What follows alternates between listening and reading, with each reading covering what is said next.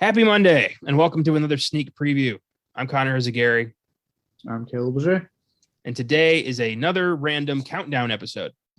This weekend saw the release of Red Notice, Belfast, and Home Sweet Home Alone, all of which we didn't really think were worth an entire episode's worth of discussion. Red Notice wasn't getting the best reviews. Belfast was going to be a really one-sided conversation, and Home Sweet Home Alone is a film nobody ever asked for.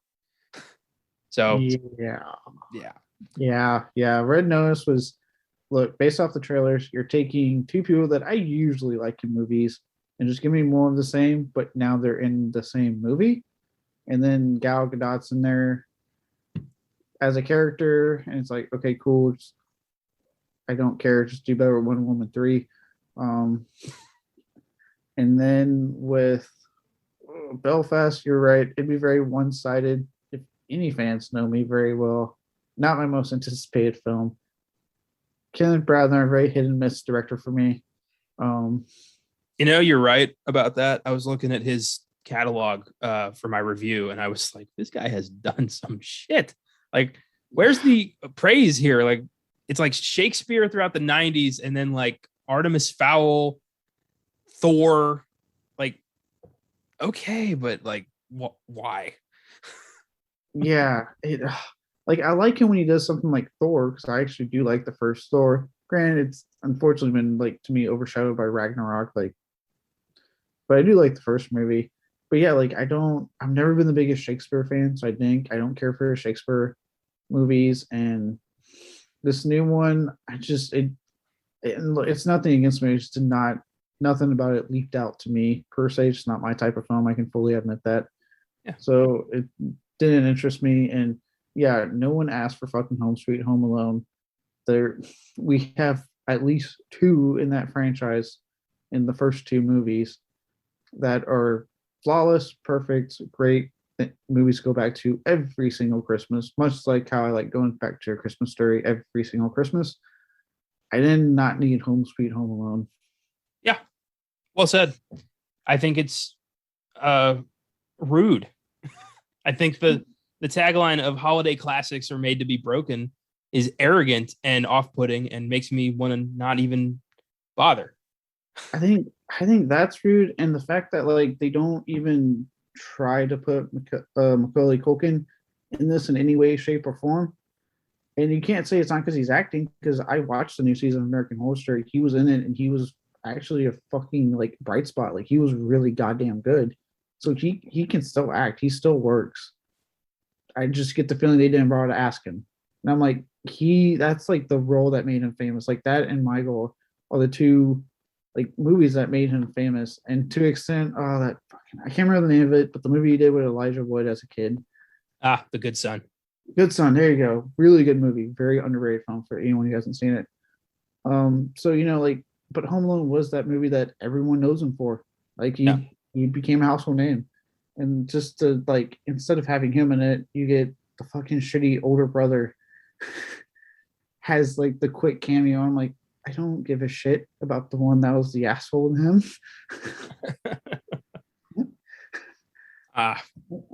Yeah, I mean, there's just it's this movie that inspired today's subject. Because in honor of this movie that nobody asked for, we decided to list our own top 10 worst remakes. It's going to be a fun celebration of some of the worst cinematic decisions Hollywood has ever made. Because a remake is very much either you love it or you hate it. And most of the time, at least for me, I fucking hate it. I don't like, reboots, remakes. I prefer original work. There are exceptions, but they're rare.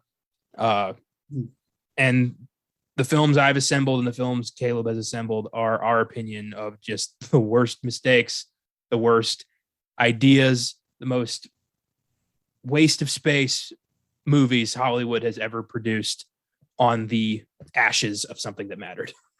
Yeah. Look, I'm a little bit more 50-50. I'm very open to that era remakes and seeing what a new filmmaker can do with something, but I think it has a lot to, like, me, like I look up Play Discussing IGN every day for movie news. So I'm very aware of what these directors are saying, what these writers are saying when they're doing a new movie. or remaking something. And for me, it all depends on like the tone they're setting. If they're coming off as like, look, we respect what came before, we want to find a new angle and bring this to a new audience, I'm on board. I will give your remake a chance, absolutely, because you're showing respect to that original, but trying to make something new, and I'm down for that. I'm absolutely down. Yeah, that's how you get films like Star Trek, Fright Night, Texas Chainsaw Massacre, Halloween, like these, because they cared. And when you care, you end up with a quality product, and that's just universal. Yes, but when you see them like they're clearly not caring, and in one film I'll get to it because it is on my list, where they clearly weren't caring. Actually, some of these films will apply to that, and you see that in the final product. That's where I get mad and angry. I'm like, you didn't give a shit about the original project. You didn't give a shit about the original fans. You're just trying to cash grab on the name, and that pisses me off. And that makes me go, you could have instead spent that money on something original instead of just trying to make another version of this movie. And now it's more like, well, the original was still awesome, but now we got this shitty remake, you know? So yeah. And also another thing with this is it's another solid hint for an upcoming show on Filmgazm Productions. Yeah, this is very much kind of a trial run for what we got coming in a few months. We'll finally be announcing this thing that we've been teasing for like half the year next month around Christmas, probably, but we won't hold, don't hold us to that. It's all about how we can organize the production schedule and make this thing actually concrete. Yeah, winter is coming, but unlike George R. R. Martin, we will actually bring it to you. Oh yeah, it's not going to take very long for the dragons to show up in our show. And we won't derail on the last season, I promise. It's not like we could do worse. So obviously going to have an awesome time just ripping 20 movies apart. It's going to be great. But first, let's take a look at what happened last week in film.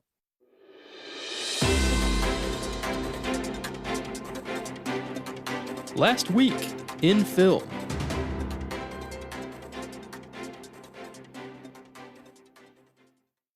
Two trailers to discuss. First up, the full-length trailer for The Power of the Dog, a Netflix Western starring Benedict Cumberbatch, Kirsten Dunst, and Jesse Plemons. Hits Netflix on December 1st after a brief theatrical run a couple weeks earlier. And this is getting all sorts of praise. They're saying this is a career-making performance from Cumberbatch, that it really showcases his range, that this is going to make a splash at the Oscars. And I love it when a Western makes a splash at the Oscars. And I'm a big fan of Cumberbatch, and I think this is going to be exciting. Yeah, I don't know how this keeps happening, but I keep missing this trailer, and not because I actively hate. And I love this cast. I love Cumberbatch. I love Plemons. Like, that guy has kind of come out of nowhere for me. And after seeing Game Night and Antlers, I really like what he brings to the table. So, dude, you gotta watch Breaking Bad. That's where he showed up for the first time. That's how he got famous. Well, I saw him in Game Night, so you would love it. You would love that show. God damn it! One day I'll get you. I'll make a bargain with you. I'll watch one of your weird ass horror shows. You watch Breaking Bad, and we'll report. I'll think about that deal. No, I've always really liked him. And what I have seen, minus Breaking Bad, just fuck me right now. Don't make that face. Yeah, fuck you. Watch it. Yeah, you're the bad guy here. Watch the show. You act like I don't watch the show. Like, I did get to Game of Thrones, except I got to it right when the season that everyone hated came out. It took you the entire run of that show to watch the show. Breaking Bad's been over for almost 10 years. Yeah, I have to let it hit its classic stage, and then I get to it. I feel like you're not watching it just to upset me. No, it's really because I just haven't had the time. But no, I like the cast, and if anything, what's pissing me off at Netflix right now. All right, look, Netflix. I have a beef with your quantity over quality bullshit, especially when apparently all your quality comes out during Oscar fucking season, and all of a sudden you're making good movies. Like, what the fuck? Fuck you, Netflix. Fuck you so hard on your movie output. I like your TV output. I like your video game adaptations right now. Castlevania was brilliant. but fuck you on your movie output, you sons of bitches. There goes that screenplay deal I was going to try to get, which I feel like I easily could have gotten. Yeah, I'm just saying, like, how we want to get out 70 films. We don't care about the quality if you just want to get that many films out. But don't worry, during Oscar season, that's when the good shit comes out. Dude, like putting this show together this year, I was trying to include as much as I could find from every streaming service, from theatrical release, to try to have a well-rounded like insight into the the film calendar. And eventually, as like if you guys have been following the show, you know that got really tiring. But even when I was doing that, when I was putting together everything, there were still like 3 or 4 Netflix movies that would slip through the cracks, that would just show up without any announcement. And I would be like, well, fuck, I missed it. And it's weird. Like, it's like they have no faith in anything they produce. Yeah. And again, I know I've being a dead horse for this, but I am so fucking terrified of the Texas Chainsaw Massacre movie that they bought because they haven't done anything to promote it. Just that, oh yeah, we got it. When you come out with it, I don't know. Yeah. What the fuck are you doing with it, Netflix? I've seen Paranormal Activity next again. That didn't give me hope for a streamer picking up a fucking used to be theatrical movie. So what the fuck are you doing with this movie? Oh god, Netflix is just. I really hope next year they instead of taking the 2 months at the end of the year to come out with actual quality movies where these films are getting praise. Like I know The Harder They Fall, I believe was getting like so much praise, like a lot of praise. It was great. And now hearing that Power of the Dog is getting this praise, and like a lot of what I've been seeing advertised has doing the theatrical and then the Netflix and getting praise. It's like, why can't you do that for the other 10 months of the fucking year? Like when October hits, stop. Like, okay, being a horror film, October hits, right? Stop releasing as many fucking horror films as you can on the service and release some quality fucking horror movies. How's that sound, Netflix? Well, we did get that Fear Street trilogy. You were pretty jazzed about that. Yeah, I did like that. But the thing is, like, it happens like few and far between. Most of the time, I'm sitting there going, "Why the fuck am I watching this?" And then sometimes something like for me, Fear Street comes out, and even then, like, I really like the first part. I stand that we did not need that second part at all. Like you could actually just done the first and third part, and I would have been totally fine with that. I think you could have crushed that thing into 1 2-hour movie, and it would have worked fine. You honestly probably could have done that too. So yeah, Power of the Dog, December 1st. Looks like Netflix seems to really try with their westerns. Try with their Oscar bait movies is what it is. Yeah, I get that. I mean, if you're just, let's say you're a chef and, you got meals, you're making meals every day. You're not going to be making your best meals just middle of the week. But, on the weekends when the, Michelin star people show up, you're going to be pulling out all the stops and you're going to be like, I'm going to get that star and you're going to present. That's just because you're a piece of shit. You should be making your best meals all day, every day. Yeah. But most people go big or go home. Don't be a piece of shit. Most people are pieces of shit. Let's be honest. Most people don't try until they have to. So you know what? Guess what? I don't try. There's only one group of people who I think deliver consistent content across all the boards, and that is fucking us. Good work, team. I'm glad you say that, but not really. I was about to say I there's some episodes I did when we were in the midst of my move that I do not feel great on. Oh, dude, there's a whole like 3 or 4 episodes where we are just fucking cooking from the heat wave in the Pacific Northwest, where we're barely coherent and they're like an hour long, and we say fuck all about like Upgrade and F9. I remember those distinctly because I was jet lagged and then I was on fire, so it was just not a great week for us. But we're trying, and that's it. That's the big thing. We want to be good, so we do our best. Oh boy. Next up, the full-length trailer for Being the Ricardos, the Lucille Ball biopic starring Nicole Kidman and Javier Bardem, written and directed by Aaron Sorkin. It's theaters on December 10th and Prime Video on December 21st. And I'm excited about this. They've been trying to make a Lucille Ball movie for decades. They finally got it. It's Aaron Sorkin. It's Nicole and Javier. I'm psyched about this. I'm glad you are. I'm kidding. Actually, so at first I wasn't psyched about this movie. I was like, okay, I Love Lucy biography, whatever. But then I saw this trailer and Aaron Sorkin's there and went, okay, wait, okay, now you got my attention. Like as soon as his name popped up, because I'm a big fan of the Social Network. I think Aaron Sorkin's a brilliant fucking writer. Yeah.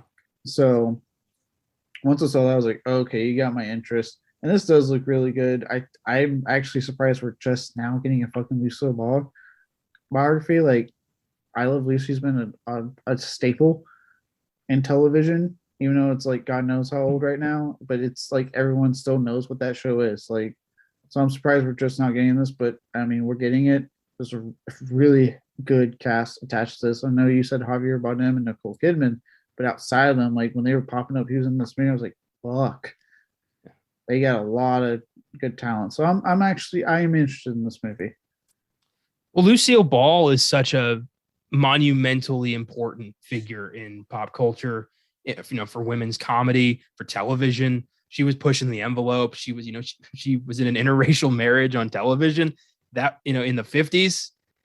I mean, she didn't give a fuck. She broke barriers, and I'm very glad she's getting a movie. And Aaron Sorkin, I just know, is going to do this right. I've yet to be disappointed really by his work. Did you see Moneyball? I started it and I did that thing where I did not assess my amount of tired. Oh yeah. And I fell asleep and then I just never had the opportunity to go back and watch it. It's nothing against the movie. Like it's not a case of like I was bored by the movie. I do it all the time, right? Especially when I'm like binging a show. I'll be like, I can watch one more episode and then I fucking pass out. That's just what happened. And I just never had a chance to go back and actually watch it the whole way through. My opinion, it's his best screenplay. It's because I don't give a fuck about baseball or baseball statistics, but I was invested in that movie from beginning to end because of the way Sorkin wrote the screenplay and Pitt and Hill's chemistry. And it's just such a fucking awesome movie. Yeah. He just knows how to make things that shouldn't be interesting. Like the Social Network, like the one I have seen. Nothing about Facebook should make for a fucking riveting movie at all. Like it should be the world's most boring document, like a Ken Burns style documentary where it's just a droning voice and you are fighting sleep. And yet, between his screenplay and obviously Fincher's direction as well, that movie was so gripping and so entertaining and like had me hooked from beginning to end. Yeah, he's the man. And I'm sure this is going to be hopefully making some waves at the Oscars. We're getting into the time where we're kind of having to decide like, ooh, what's it going to be? I think this is going to be something. I'm hopeful. So that's all for trailers. Pretty slow week for trailers. This was unfortunate, but not really surprising. We're going to say slow week for movie trailers. Disney Plus, they pulled out all the fucking MCU stops. That's true. TV had a big week. We got some Moon Knight footage, some She-Hulk footage. Fucking I don't know what else. It was a lot. We got footage. We got announcements. Unless you're a Star Wars fan, sorry, you got fucking jack shit apparently for goddamn announcements. I'm excited about they're reviving the X-Men animated series. Like, yeah, Jesus Christ, they're going nuts. It's awesome. And it's a little, I hope it's not like, too much. Like, I hope it doesn't, break the camel, but I don't think it will. Because I mean, that X-Men series, it was dated for 2023. So they were just announcing it. But it's not coming out until like much later.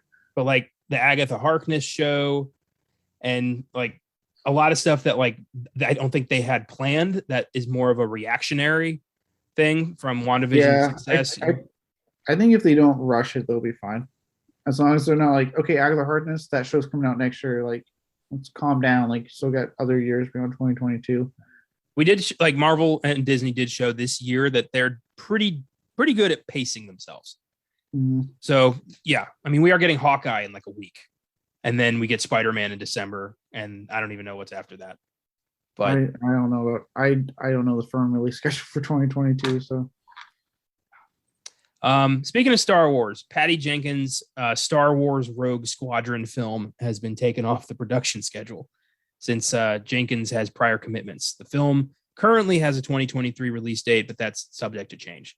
As of now, it's on hiatus, which is unfortunate. I mean, I would feel unfortunate had I not seen Wonder Woman 1984 and seen her stupid fucking comments.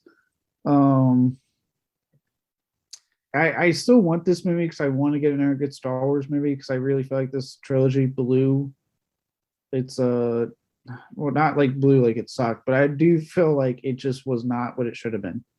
I'll say it. It blew. It sucked. Yeah, I mean, I did like. I think what I liked, the only movie I've liked recently, when since Disney's gotten control of this franchise, right, was actually Rogue One, which was supposed to get that spin-off show. I liked thought Force Rogue One was fun. Awakens. I liked Rogue One, and I didn't have a problem with Solo. I enjoyed Solo. I liked Force Awakens, loved Rogue One. I thought Solo was okay. I liked it better than Last Jedi and The Rise of Skywalker, but not by a lot. A lot of it was I had that feeling of like I don't really need to see this. Like I didn't need to see the race he's always fucking talking about. God damn it, I'm mind blanking. The Kessel Run. Thank you. The Kessel one. I didn't need to see it. It was cooler to just hear him say it. It was part of his mystique. I thought it was weird how much stock they put in the golden dice that That was I had weird. never noticed one time in the entire lifetime I've been watching Star Wars. Yeah, that was so. I didn't. I'll say it was okay for me. I didn't hate it like a lot of people did, but I didn't love it. But like I said, their show's been killing it. And on one hand, I did want this movie because obviously I want to see, like I said, I want to see another good Star Wars movie. But Patty Jenkins as a director, I'm just kind of losing faith in between like again, Wonder Woman was awesome, but then I sat through the 2.5 hours of Wonder Woman 1984 and just went, oh my fucking God, what happened? And then hearing her comments, she's one of the many or one of the few directors that won't shut up about streaming and the release thing and tried blaming it going to HBO Max as the reason that would ruin her career. And it's like, no, you made a shitty movie, but whatever. Nobody ever just owns their shitty movie. Nobody ever does that. Nobody ever just says like, yeah, sorry, my bad. This one didn't work out, but we'll do better next time. Schumacher did Batman and Robin. He owned that. He apologized. That's true. That's true. And you know what? Batman and Robin, I will say it here, is a fun fucking watch if you know what it is. If you go in knowing like this is the worst Batman movie, you'll have a good time. Yeah, you really will. But yeah, her as a director doesn't excite me. And to me, she knew she was going to film Star Wars. It was dated. She was getting ready to film it. So what commitments are you talking about? Like now I'm getting worried about how she's able to even time manage her schedule. You know what I mean? Like I think it's funny how many filmmakers keep almost getting Star Wars and shit keeps getting in the way. Like, how do you make anything else a priority when you are given the green light to make a Star Wars movie? Yeah, it's like, to me, this reeks of her not having good time management. It's just like, that's why I said, like, I want this movie, but at this point, can we get a different director? Like, I don't want Patty Jenkins attached to it anymore. Well, Feige gave, I think, Kevin Feige's been put in charge of part of the cinematics part of Star Wars, which is cool. I mean, of course. And he gave Chloe Zhao a Star Wars movie. So that actually might, I know I've kind of talked about how I wasn't the huge fan of Eternals, but I think her style could work really well at Star Wars. Yeah, I'd like to see them stop, dragging their feet and actually give me something. That would be nice. Well, I mean, like I said, not when we were talking about with the Disney Plus Day, like it was amazing how much MCU stuff got announced, but like there was no Star Wars trailers, and there's an Obi-Wan show coming out next year, and they had no footage to show, and I'm like, well, we got a sizzle reel with some storyboards, and like Ewan McGregor saying like, this is gonna be cool, but they filmed it, so it's like there is footage. So why didn't you just show me footage? I don't know. I love these Star Wars shows. I can't wait for the Book of Boba Fett. I can't wait for Obi-Wan Kenobi, Ahsoka, Mandalorian season 3. That's great. But I would also love to see Star Wars on the big screen again, done correctly. So yeah, I would like to see that. Yeah, I just think we're becoming victims, I think, of like the reaction to that trilogy and then wanting to pump the brakes and take things slowly with Star Wars. Whereas with the MCU, it's a surefire moneymaker. People love it. It's still doing great. So they can just go all in, no worries. Doesn't it kind of suck that we live in a world where Star Wars is no longer considered a sure thing?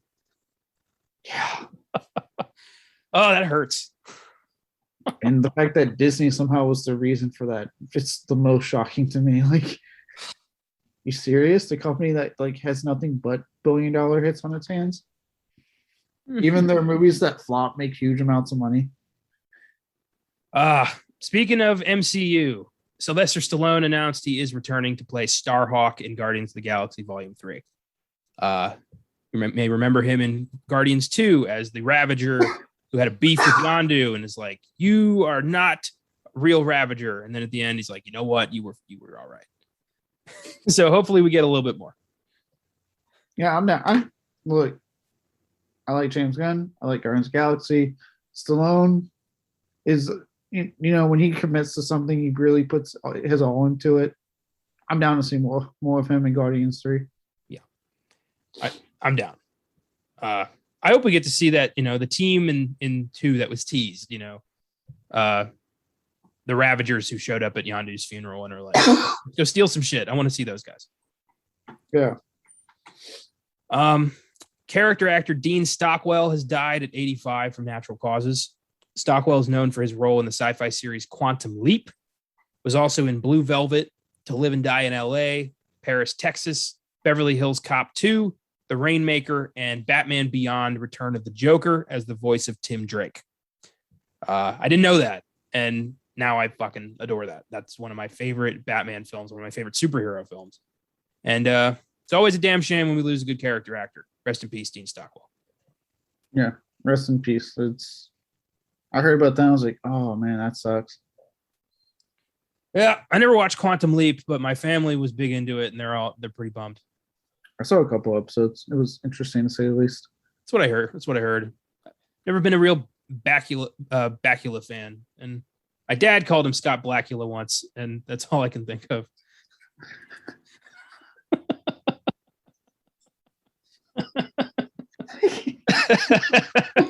Caught me off guard, and I haven't stopped thinking about it for years.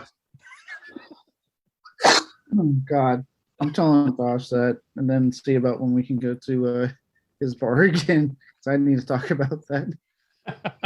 It's like his default setting whenever he talks about Scott Bakula, because my dad's a big Star Trek fan, so he watched Star Trek Enterprise, where he was the captain. So he was just talking about how, like, you know, Scott Bakula is not one of my favorite captains, and I'm like, what now? Yeah.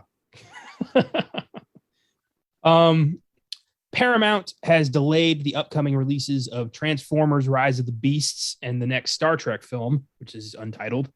Transformers has been pushed nearly an entire year, from June 24th, 2022 to June 9th, 2023. Star Trek has been pushed from June 9th, 2023 to December 23rd, 2023. Apparently Transformers is done, so I don't really know why they did this. Is this more Paramount reacting to pandemic era theater attendance? It has to be, and I stand by it. I don't think it's out of any sympathy for the audience. I think it's all agreed, because they have Paramount Plus. So if they really want to get these movies out to an audience and they cared about people seeing these movies, they do a day and date like everyone else is doing. I don't fucking know, man. Like, I was surprised to see the Transformers one, but at the same time, like, I always thought 2022 seemed a little too soon when they announced it. Like, that seems a little soon. So I'm not totally surprised with that pushback, but I'm also not surprised by the Star Trek one, because that seems like that film just keeps getting pushed back. I don't think it's ever going to happen.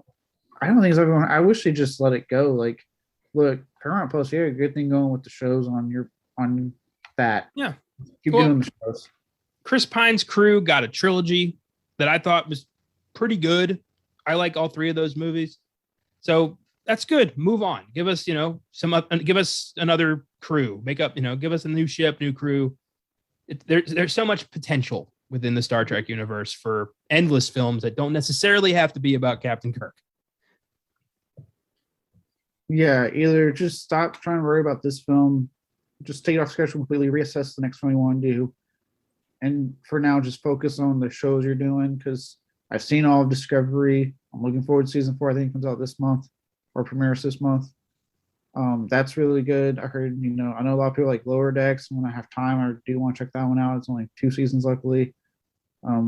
Picard's awesome. Really excited for season 2 coming out.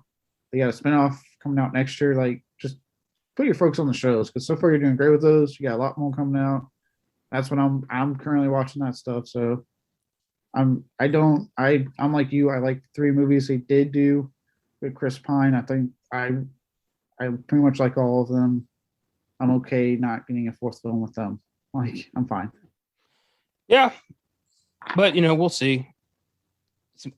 You don't stop. They won't stop beating the dead horse while it's spitting out money. It's how Hollywood works. Amazing how the two most iconic things of like science fiction just are having the worst movie troubles right now between Star Wars and Star Trek. Yeah, it's kind of insane. This was cool. Leonardo DiCaprio is in final talks to play infamous cult leader Jim Jones in a biopic, and the film will be titled Jim Jones. For those of you who don't know about the Jonestown massacre, look that up. It's the largest mass suicide in human history, and Jim Jones is the man behind it. Don't drink the Kool-Aid, guys. Yep, that's where that came from. So Leo is going to play Jim Jones. That's exciting. I just think the characters he's played have been charismatic leaders. Like, this just makes sense. Yeah. And I mean, look, if anyone can pull it off, it's Leo. I mean, the guy, he's proven consistently his range, his talent, and his reliability as an actor. Like, I haven't been disappointed with him yet. Even if this movie, like, I know I'm on the island with my feelings on Once Upon a Time in Hollywood, but I also can't deny that I did really like him in that movie. So I'm down to see him play a more villainous role. I think Django Unchained, his role in that is still one of my personal favorites. I'm just a sucker being a horror fan, seeing these actors play like a more villainous role. So seeing him do it again, kind of going back into that, has me excited. Yeah, I'm excited to see just how Jim Jones became so feared and revered by his people, and what led to his decision to kill everybody, including himself, with cyanide poison flavor aid. Oh, the feds were closing in. That's why. I know, but I want to see how that unfolds. You know what I mean? Oh, okay. I was like, well, honest, because the feds were closing in. I know the story. I want to see it. Okay, I'll just make sure that you know the story. Finally, and this was my favorite announcement Disney made. They've confirmed the title and plot synopsis of the new Predator film. It's called Prey, and it's set 300 years ago in the Comanche Nation. The film's going to premiere in Hulu in summer 2022, and I could not be more excited. I've been wanting them to do a period Predator movie for so long, and here we're finally getting it. I'm very excited. I'm keeping my expectations in check. I am excited at the fact that like Disney's been like pretty quick to get a Predator and an Alien series on like rolling. Like, they're not burying these big franchises that they bought in this company. They are moving forward with new projects on both of these things. But at the same time, the only reason I'm iffy, I'm keeping my expectations because it is going to Hulu, while Hulu does have a much better track record as far as I'm concerned between the streamers. Hopefully that's not necessarily Disney's way of trying to bury an okay movie, or like not put R-rated material on theater. You know what I mean? Like, oh, it's R-rated and we're attached to it, just put it on Hulu. Like, hopefully this is just something they thought, like, let's just put it on Hulu and then give some people to watch, and we can invest more into that as a service, because they technically own, I think, like 60% of Hulu or some weird number like that. But I am excited. For the movie itself, the plot does have me excited. I actually like a good chunk of this series to begin with. Obviously the first one's iconic. I've grown to actually really like what Predator 2 has to offer. Predators, I think, is incredibly underrated. And well, less said about the Predator, the better. But I am excited what they're doing with this movie. Like, as far as like what they're going for with this movie, it does have me excited. Yeah, I agree with you entirely on your assessment of the Predator franchise. With this new one, I feel like, because Disney has 20th Century Studios, they don't have to bury anything. They don't have to be afraid of releasing R-rated films under the Disney banner. Because I mean, personally, I would love it if we get like the, Walt Disney Pictures with like the castle and everything at the front of a fucking Predator movie, but that will never happen. But they've got 20th Century Studios to hide the fact that they're, that Disney's making this movie. I think just, Hulu's, they own it. It's easy access. I'm choosing to remain optimistic about this one because I just love the idea of Predator being, hunting Comanches and then being hunted by Comanches. That's going to be fun. Oh yeah, no, the concept for this is, to me, probably the most brilliant they've done. But I mean, the only way they could go was up after the Predator. I feel like in concepts for this fucking franchise. So I'm glad this is what they picked. Yeah, I mean, they're not weaponizing autism, but I'm sure this will work out. It might be even better. It might, I don't think you can top weaponizing autism though, and empowering those with a mental disability. It is amazing how that never, how did that make it past the first draft? Like during the pitch, how did nobody go like, what? Are you serious? I would have read that and been like, okay, so look, the big Predator you want to keep in this, the Uber Predator, was like, keep that. That's cool. I was like, but this part we were weaponizing autism. You sure you don't want to just get rid of it? You mean rewrite it? Nope, not rewrite it. I mean, just get rid of it. Excise it completely.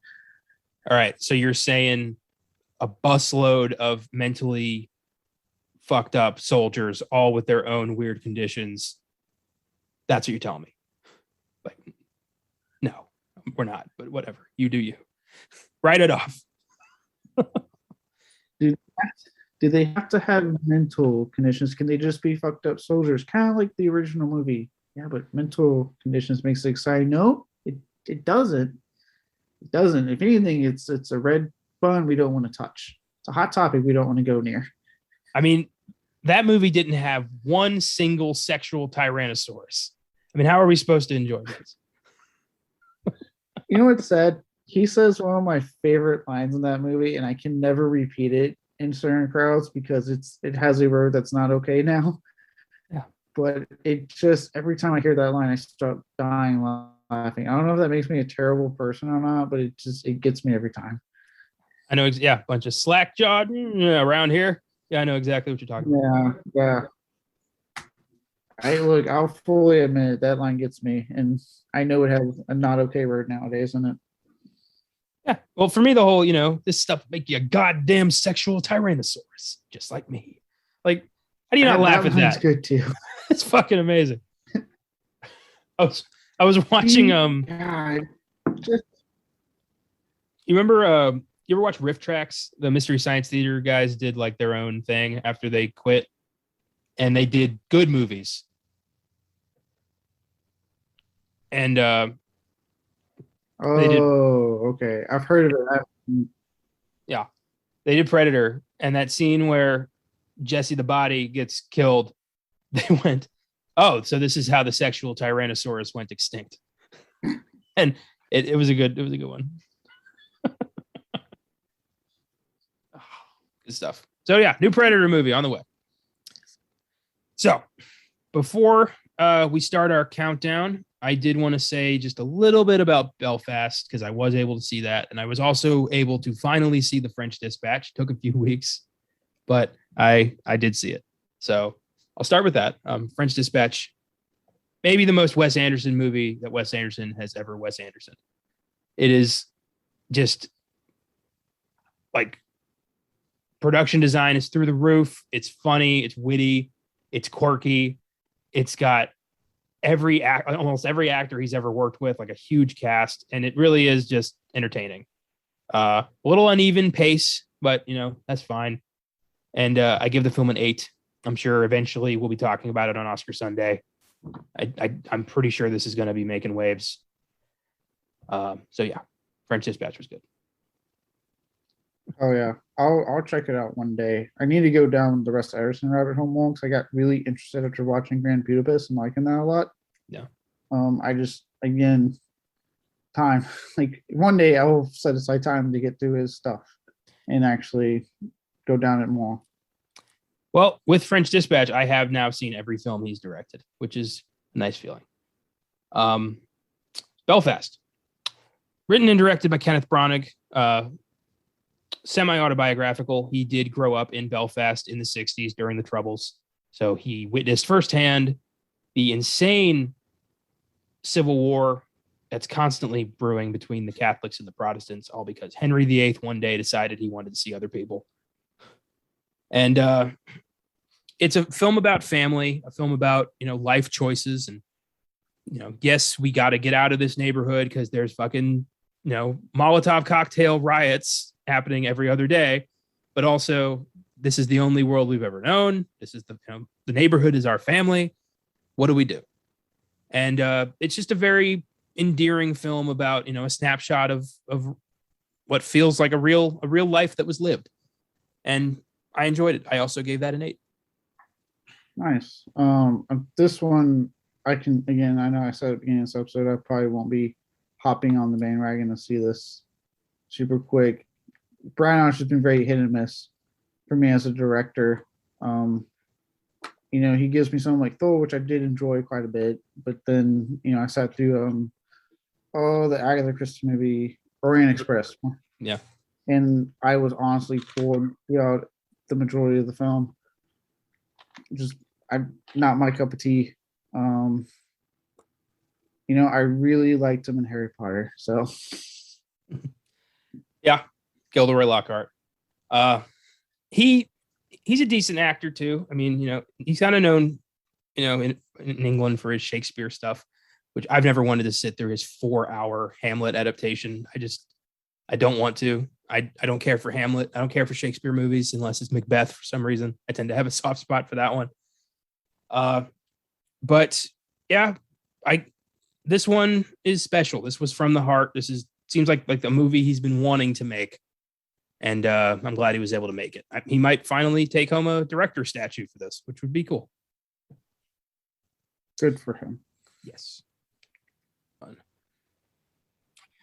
Okay, time for the meat of today's show. If you've been following any of our shows for some time, I'm sure at one point, probably several, I have bitched about remakes.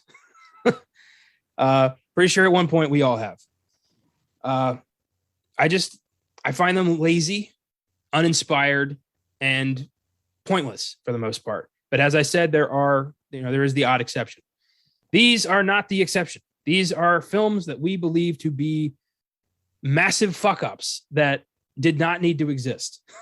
And we're going to talk about why they're on our lists, why we hate them so much, and it's just going to be a hell of a good time because bitching about bad movies is an art form and a fun time. Yeah, it is. So why don't you start us off? Oh, yes, I'm waiting. So starting off, I have no dishonorable mentions, just my 10 films. My number 10, I want to start with, this is the one I kind of warned you before we recorded. It's going to be debated on if it's even a remake because it's filmed technically before the movie is based off in the timeline. But the way they fucking filmed it, it's a goddamn remake. I know. Yep. And that is because there's nothing fucking different from this movie from the original film. And that is 2011's The Thing. Yeah. This was the only one this is the only movie I saw I stretched a meaning in any bit. But I justify it by saying that it's exactly the fucking original movie, except with the shittiest CGI special effects I've witnessed in a horror movie. And which is more infuriating if you know the production history to this movie. And that is, they filmed it with practical effects originally. Look it up online for anyone who's curious, there is a treasure trove of beautiful looking practical effects that they filmed for this fucking movie. Ooh. The studio came in and made them do CGI at the last minute. So they didn't even have the chance to make the CGI look good. Jesus, that's fucked up. Oh, that's unfortunate. So this could have been something. This could have been something. It still would have been like that deja vu feeling, like a minimum. Yeah. But we would have at least had the practical effects because the directors got it from what I understood. They knew, like, okay, they want practical effects. The studio fucked this one up and gave us some of the worst CGI I've witnessed. And it's more, and another thing that frees me is that, like, the performances in this movie are not bad. They have a stellar cast that got attached to this movie. And it's so fucking wasted. And again, it's just beat for beat what you already saw in 82, except with actual good practical effects that still hold up to this fucking day. So it's like why does this movie exist? And the fact that they even just called it The Thing. So it's like, okay, so what, it is a remake? Like, you're not, there's no title to differentiate it as it being a fucking prequel. And even, if it's supposed to be the Norwegian, right? I think it's Norwegian, yeah, team. Our main characters are two Americans. So it's just a lot of bad creative decisions, and again, just fucking goddamn computer generated effects that look so bad. Sorry, I ranted. It's your turn. I would have been cheeky and called it and another thing.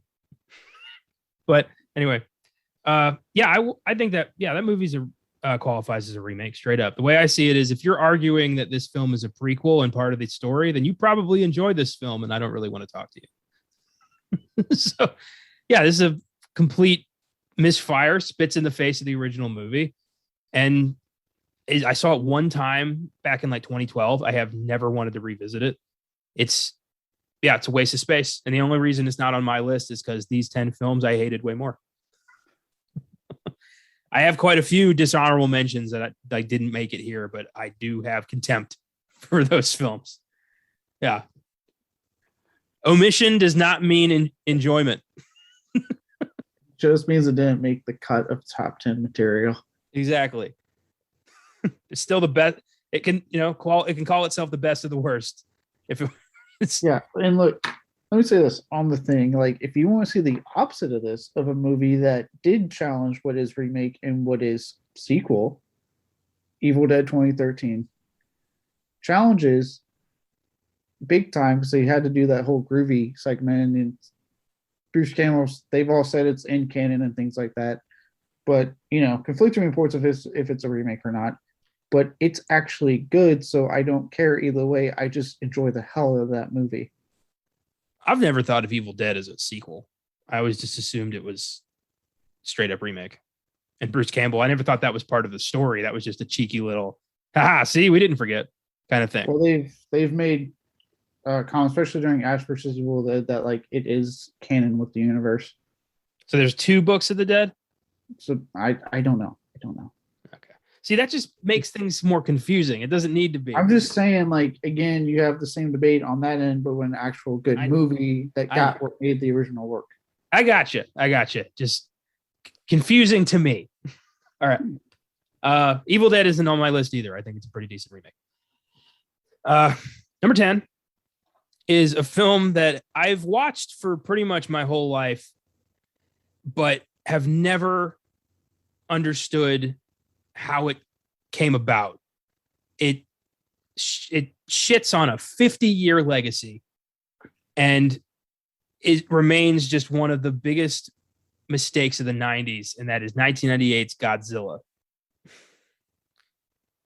The only reason that's on my list is because of my nostalgia of watching it as a kid. I know it's a bad movie, but I used to love it as a kid because I knew no better.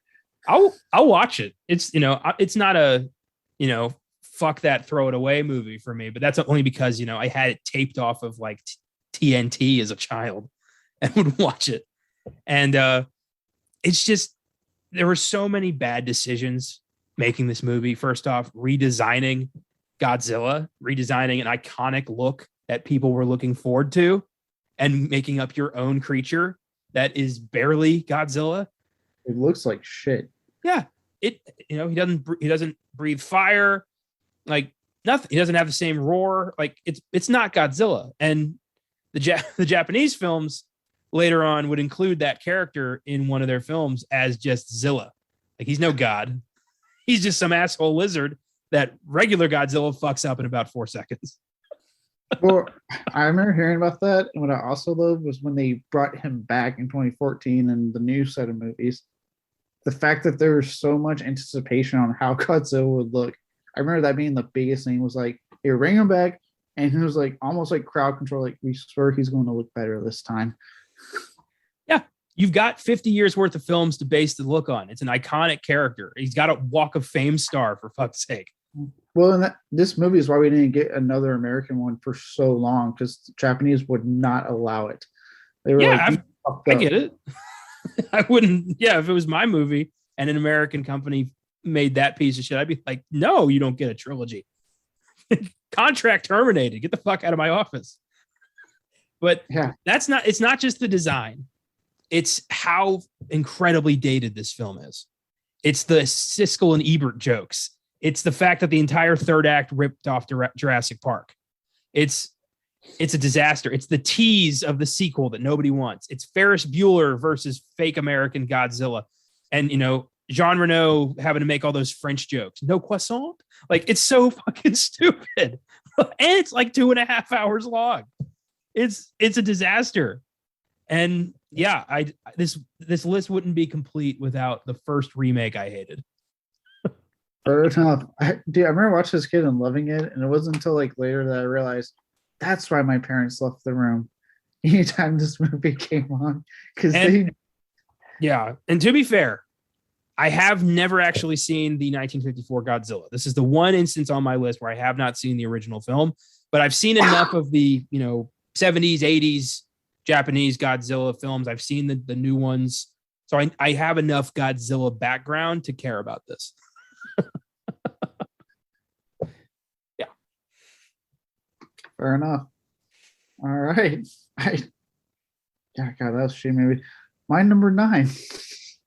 This is one that when I came up with the list, I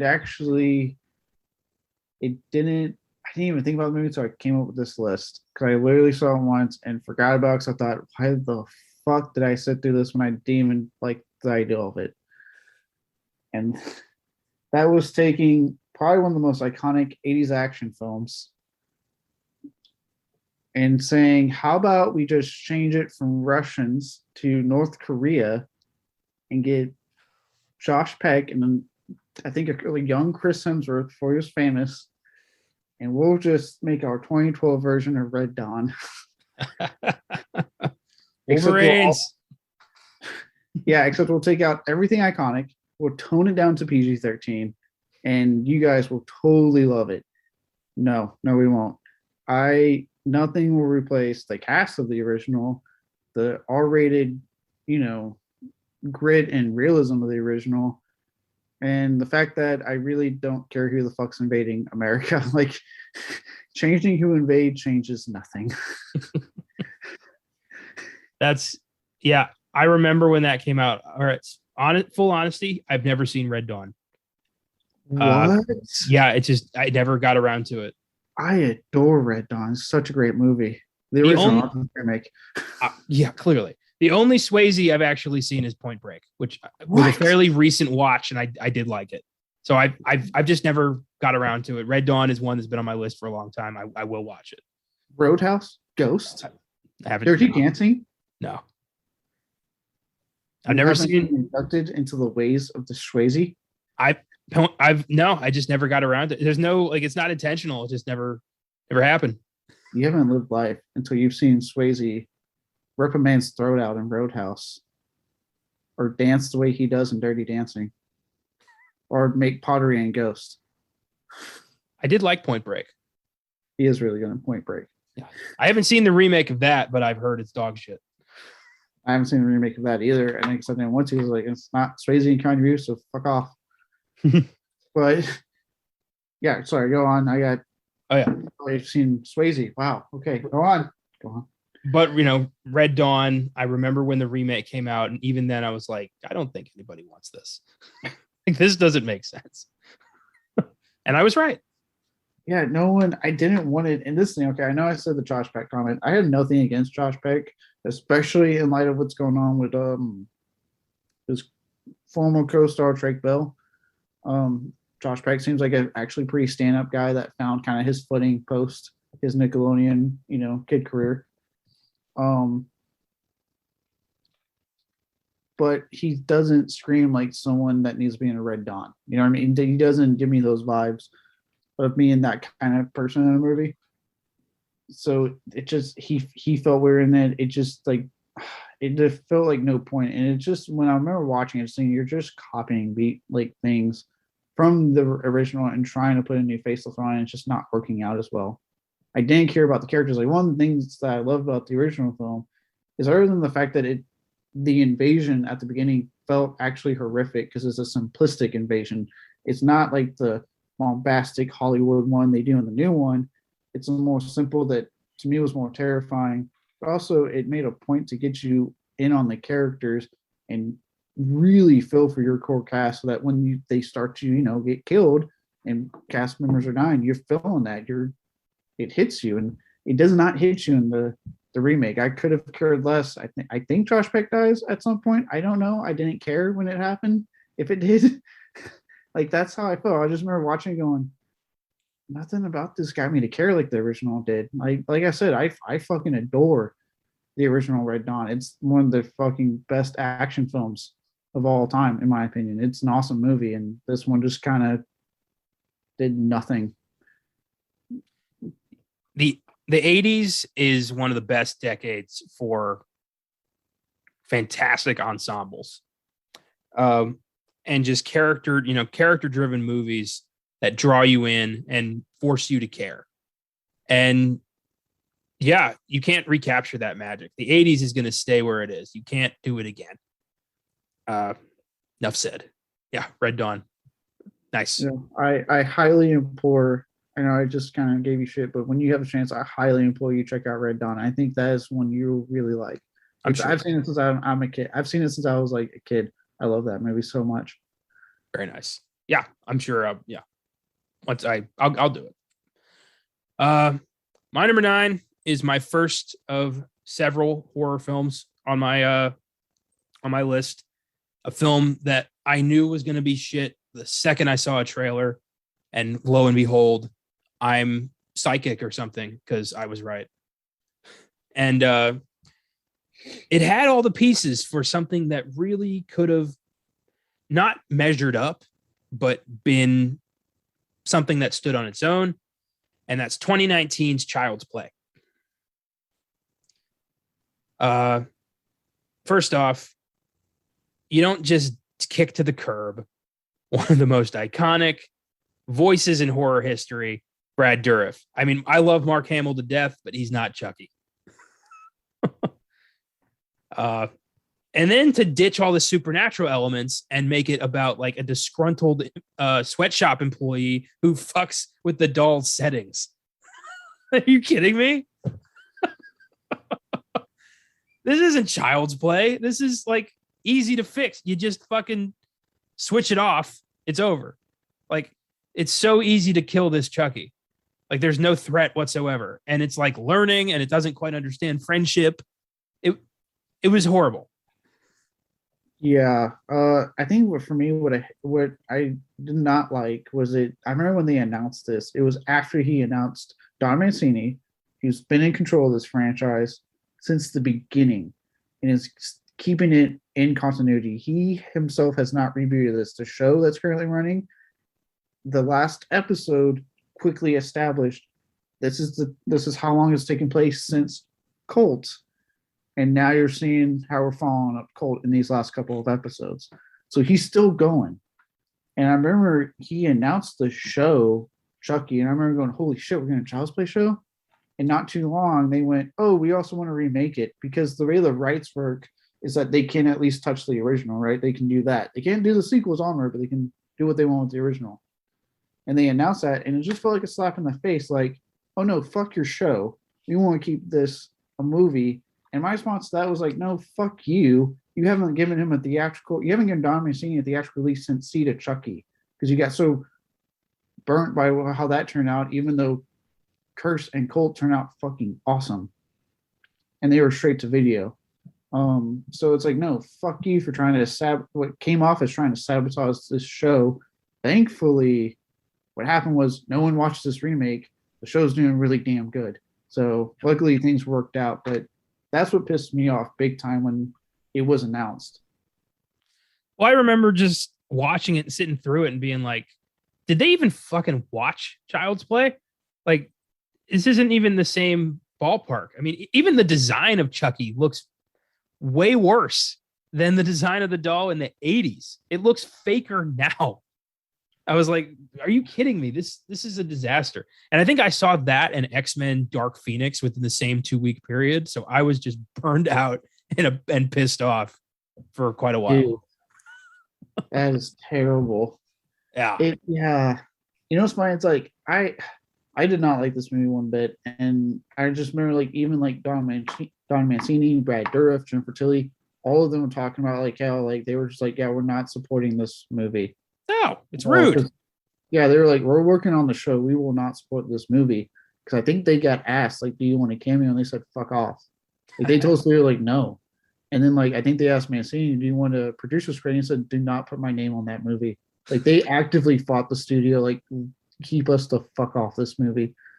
I love that they stick together like that. That they're still working together on making good Chucky content. That's great. And I love that this movie did so horribly that it's been kicked to the curb. Yeah, no, I'm like I said, I'm very glad with the way it turned out because the announcement for this to me was so shitty on the studio's part. Yeah, because you knew what would happen had this been successful. They would have been like, hey, okay, this was successful. Fuck your show. We want to keep doing this remake series. All of these films, I think everything I have here, the main reason it sucked is because of studio domineering, studio interference, and studio belief that this is what people want. Yeah, they've yet to fucking learn that we don't. Despite these films always bombing, they still keep thinking like, no, we just do it again. It's amazing. It's like, just, how many times do they have to crash the car before you take the keys away? Apparently for all of lifetime, for all of eternity. Oh, doesn't end. Yeah. So yeah, Child's Play, number 9. Yeah. My number 8 is a film which I will say is competently made, but completely misses the mark in its core casting, and it's nothing against the actress, but she does not fit the part described off the fucking book I read. And that would be 2013's Carrie.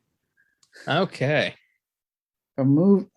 This is the thing. This was my biggest thing. This film is very competently made, and the actors are doing a good job. But it misses the very core qualities of our main character. I'm not trying to say she's described as ugly. She's described as homely. But Sissy Spacek did great in the original film. She, to me, will always be Carrie. She was perfect for that role. Chloe Grace Moretz, when she got the part, to me, is not exactly like a homely or ugly girl to look at. Like, I know a lot of people agree with me that I've talked to. So to me, she was horrendously miscast, and the biggest reason I don't fucking like this movie is because of her, which is weird because I usually like her. And go ahead. I was like, along with that, I just feel like this film, compared to just like the brilliance of the original, it misses the mark big time. It has that gleam and that sheen that I've seen in a lot of these like Hollywood big budget horror remakes, and I'm like, I don't like that look. It looks too pretty.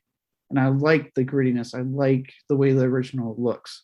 I don't like how this one looks at all. It's just literally trying to get all those big moments across that people want to see and know from the original. Again, those who've read the book, and just get those and make them look all new and cool.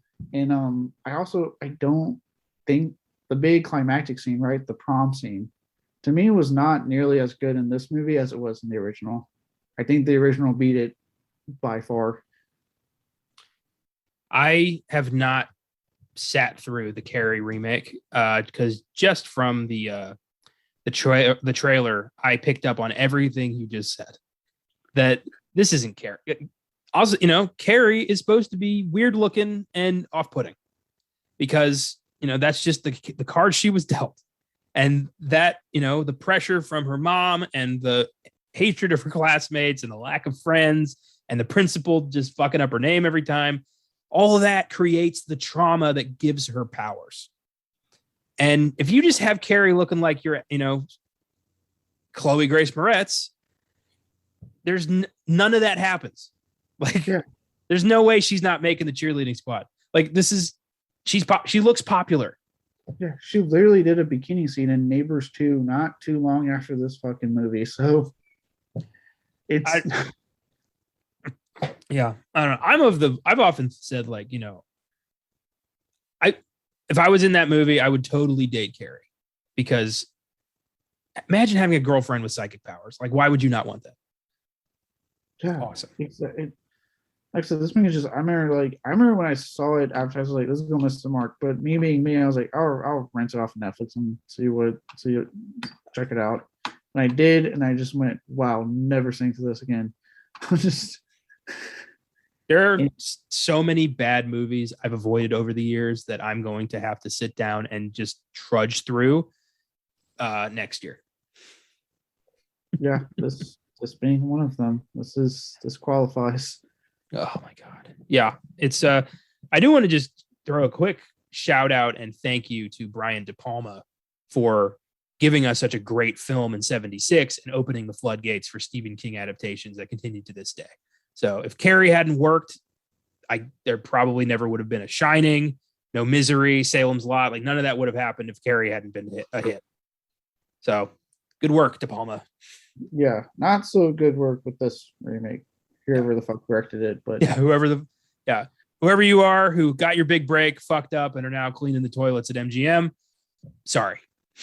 Yeah, luckily Judy Greer survived this movie because she's a goddamn national treasure. Well, I also would have thought Julianne Moore would have been great as Carrie's mom. Did she do a good job? She was good. I will say that her and Judy Greer were like the two shining spots. Judy Greer played the counselor that's like really nice to Carrie, like the one good person. Mm-hmm. And yeah, Julianne Moore played her mom, and they both did great. And I really liked them, but nothing around them for me worked. And to like Chloe Grace Moretz's credit, she is trying. This is why I would say that's why it's a little bit higher on this list. Is that at least she's trying, and she is trying to give a good performance because she's not a bad actress. Yeah. But it's just, again, like I know I'm not alone in this. I've always found Chloe Grace Moretz an attractive woman, and then by for a second that she was Carrie as described in the book, or again as brilliantly portrayed by Sissy Spacek. Yeah, I would have dated Sissy Spacek Carrie. I thought I think she was cuter and cooler, and we would like fly around the school and shit like that. Until she kills everyone at prom. Yeah, all she needs is one friend, and all of that hatred goes away. That's true. That's what's so sad about Carrie, is it's so avoidable. I know. And I think that was the other thing with this remake. I remember thinking, like, you know what, if this movie sucks, hopefully they deliver on the prom sequence. I didn't think they delivered on it at all. I just remember sitting there going, yeah, no, the original did it better. If we can just end this, that'd be great. Yeah. Looks like they all laughed at it. Oh, okay. My number 8 is a film that if you're going to remake this movie, if it's not as hard an R as the first one, it's going to suck. And it was. And that is 2014's RoboCop. I would not buy that for $1. You got to cast like Joel Kinnaman, Michael Keaton, Gary Oldman, and this is what you do with it. This sleek, fucking Ducati looking RoboCop who just exists in this, Fox Network PG-13 universe. It was an embarrassment to one of the best sci-fi films of the 80s. RoboCop is a fucking tour de force. It's a badass movie. Still holds up. So much fun. And this is everything RoboCop isn't. Forgettable as hell. I don't even remember the plot of the movie. It was I saw it in theaters with my family because we were bored. And I was just like the whole time, like, this needs to be R? Like, who is this for? And it's just another bit of, another piece of how the studio keeps fucking up these remakes is they take R-rated movies, they convert them to PG-13 formulaic bullshit that takes all the charm and the fun and the craziness out of a movie that's been beloved for decades. And this is what happened. Yeah, enough said. Yeah, I remember renting this and just going, wow. And then I do remember them like trying to justify. That's when you always know a movie's in trouble. Like, well, we know it's PG-13, but we're pushing the boundaries. I remember watching it going, what did you push those boundaries? That's amazing. They're like, no, it's barely PG-13, and I can't remember one scene where I'm like, ooh. Like, yeah, I was like, the near rape in season 6 of Buffy pushed TV boundaries more than your PG-13 boundary pushing, supposedly. In the original RoboCop, he literally shoots a would-be rapist in the dick. I mean, how do you top? You can't top that. You can't top Kurtwood Smith as like an expert bank robber. I mean, I was going to say, unless you show me the dick and you shot off in explicit detail, then you can't top that. Oh, yeah. What a disaster. 2014's RoboCop. Joel Kinnaman never can quite get that vehicle. Yeah, that poor guy, like, he's not a terrible actor. He just gets like the worst projects. I really hope he starts like having a turnaround thanks to the Suicide Squad. Yeah. Because I really liked him in that and thought James Gunn knew how to like utilize him really well. I have a feeling James Gunn is going to be kind to Joel Kinnaman in the future.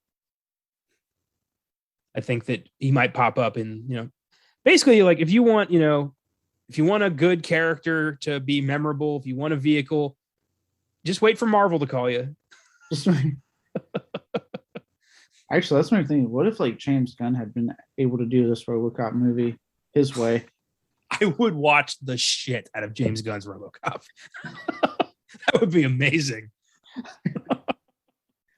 Fuck, Michael Rooker would be fucking Murphy. Yeah. That would be awesome. God, somebody tweet that to him. Like, he's got to get that idea planted and he will do it. Oh God, that'd be amazing. Oh, awesome. This is fun. I haven't thought about these movies in a long time. I know, especially because like the way I did my list is that really like my 10 through like the first 5 I'm talking about don't make me super angry, but then like after that is films that like almost actively piss me off. Yep, same. Yeah, this is the aperitif. Like the main course is really gonna just like get heated. Yeah. Awesome. With that said, I won 7, right? I think so, yeah. 7. I know I said I did very outside of horror as we saw with Red Dawn, but also know that I do have a lot of horror on mine. And I say that because 7 brings a film that we've had hot debate about in its original movie many times on the podcast, but we've had recent come around to the right side of who directed the fucking original movie. Oh boy. Yep. Okay. Number 7 brings one of the most unnecessary, useless fucking remakes I sat through in 2015's Poltergeist.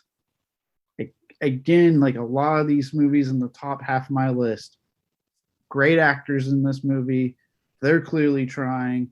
Nothing in this movie is trying as hard as they are, though. It is just trying to redo shit, but not nearly as exciting. You got the clown, which is plastered all over the fucking poster, as if that was the centerpiece of the original film for whatever fucking reason. Sorry, but as if that was the centerpiece. But again, the clown's not nearly as fucking scary. It does a lot of what is now just tired, cliche, paranormal tropes that at the time Poltergeist came out weren't tired, they weren't cliche, they were new, they were fresh, they were exciting. We enjoyed them. And then it does the one thing I fucking hate. And it goes, hey, you know that paranormal shit at the end? You guys want to see it and what it looks like? And I sat in there going, no, I don't. Not one bit, movie. And the movie just went, well, fuck you. I'm grabbing you by the balls and I'm taking you there, whether you like it or not. I didn't like it. I liked nothing about that sequence. God, I Poltergeist barely missed my list. I really did. I thought about that one. Just like, ugh, it's so bad. It's a terrible movie. I saw that at the movies, and I had this group of girls behind me who wouldn't shut the fuck up the whole time. They were like cracking jokes about, like, one girl trying to be like, see, I'm funny. I'm talking at the movies.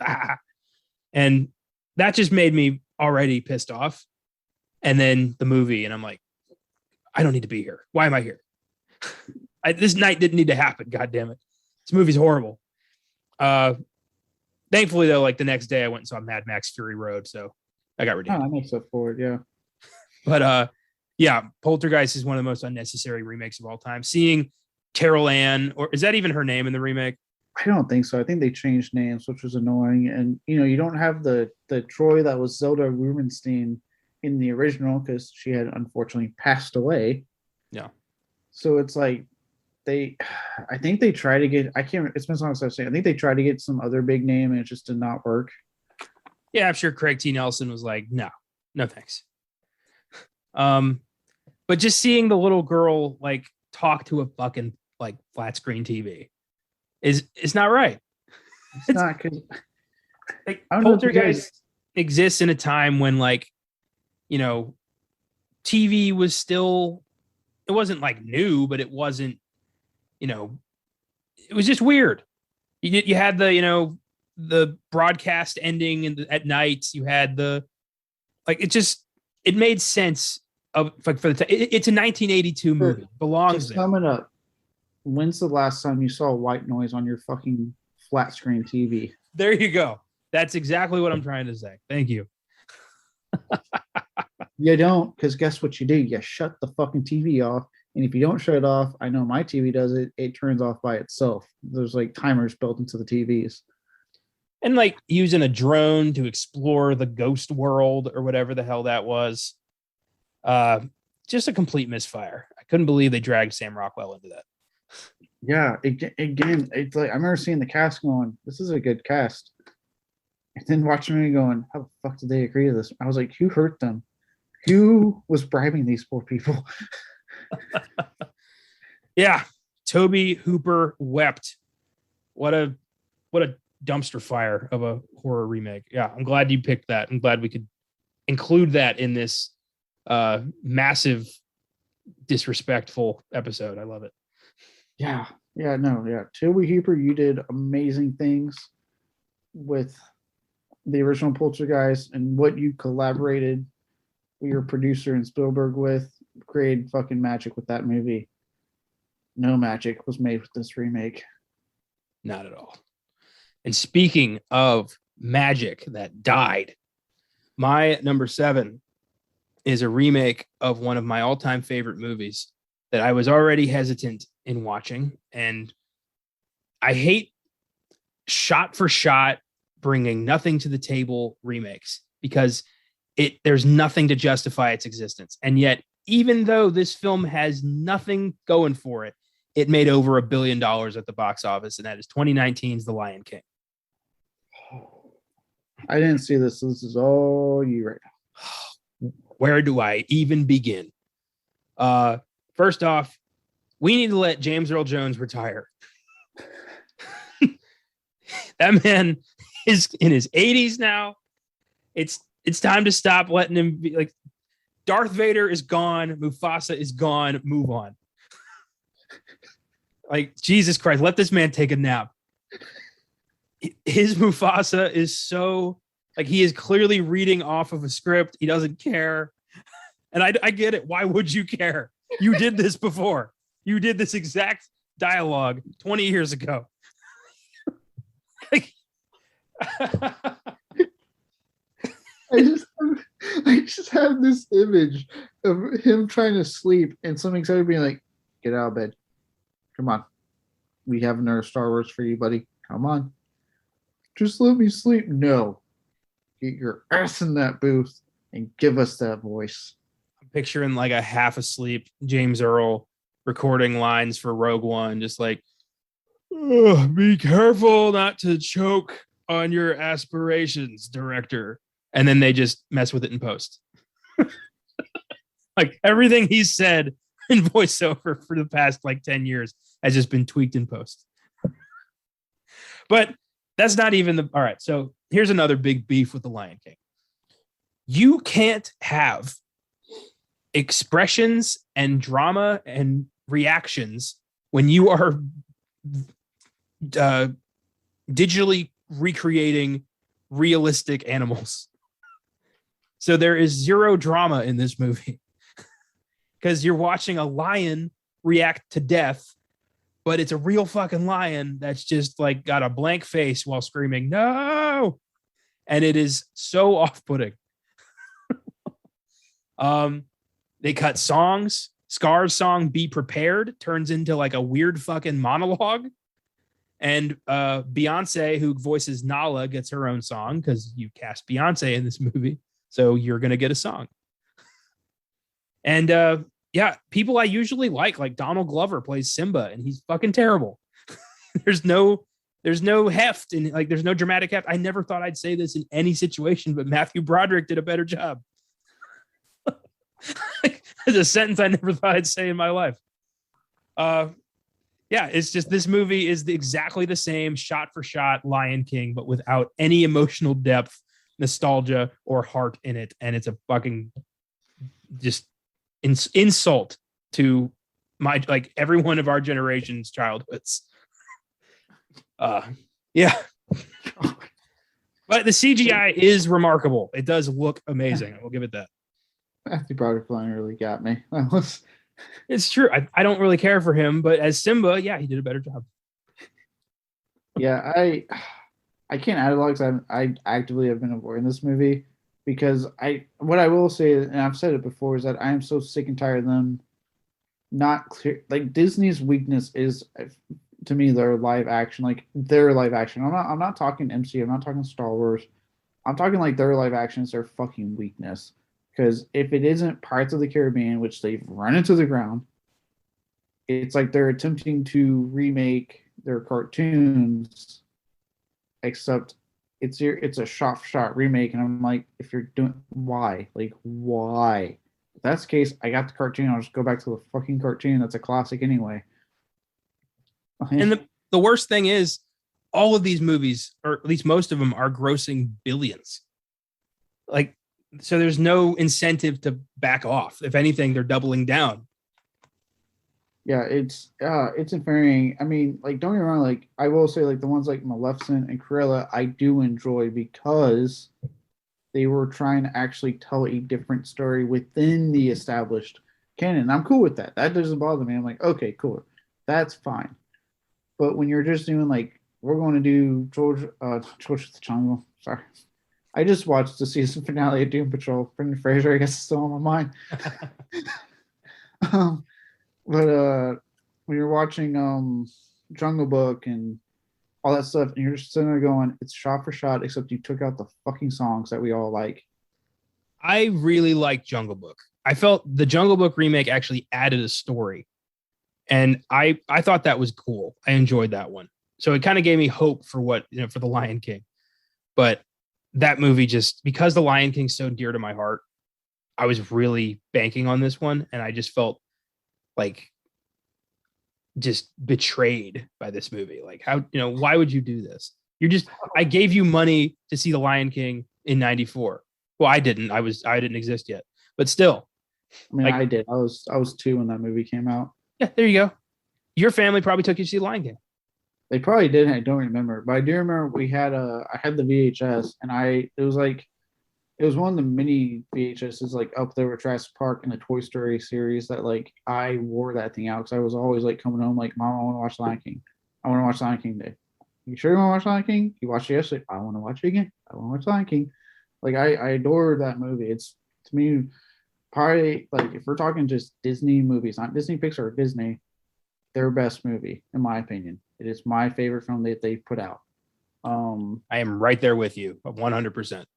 Yeah, and when I heard that they were doing this, I was kind of like, I was like, don't lie, do not touch Lion King. And then when I heard like, well, we're not doing the songs, I'm like, why the fuck are you doing this movie?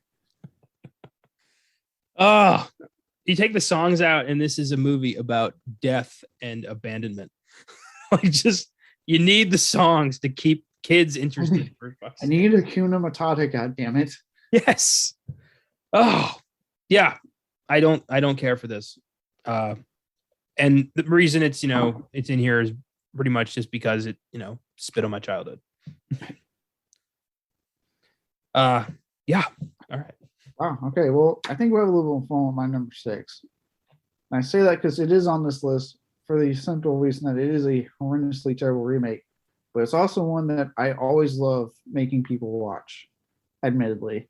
And I cannot wait to do it on our new show. And I am definitely slotting it for next year. And that is Nicolas Cage, just a disaster classic here. 2006, The Wicker Man. Oh my God. You're not gonna believe this. That is also my number 6.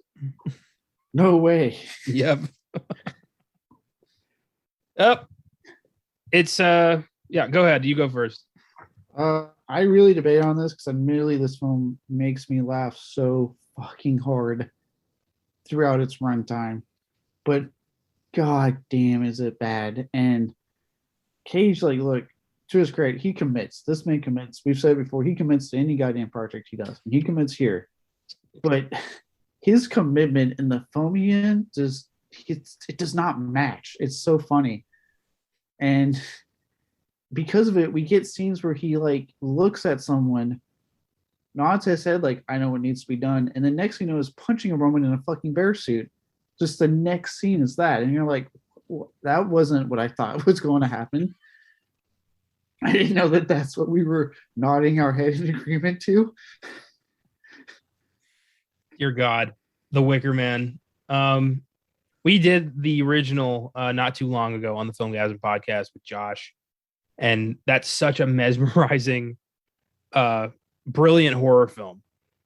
So to just ignore it completely and give us this weird Nicolas Cage melodrama that is only like comparable to The Wicker Man in name. It's the strangest movie. I mean, it's like we're watching a compilation of deleted scenes. There's no coherent narrative. It just keeps going. It just happens. And I mean, you've got like Ellen Burstyn as the villain. Like, how do you not utilize an actress of her caliber?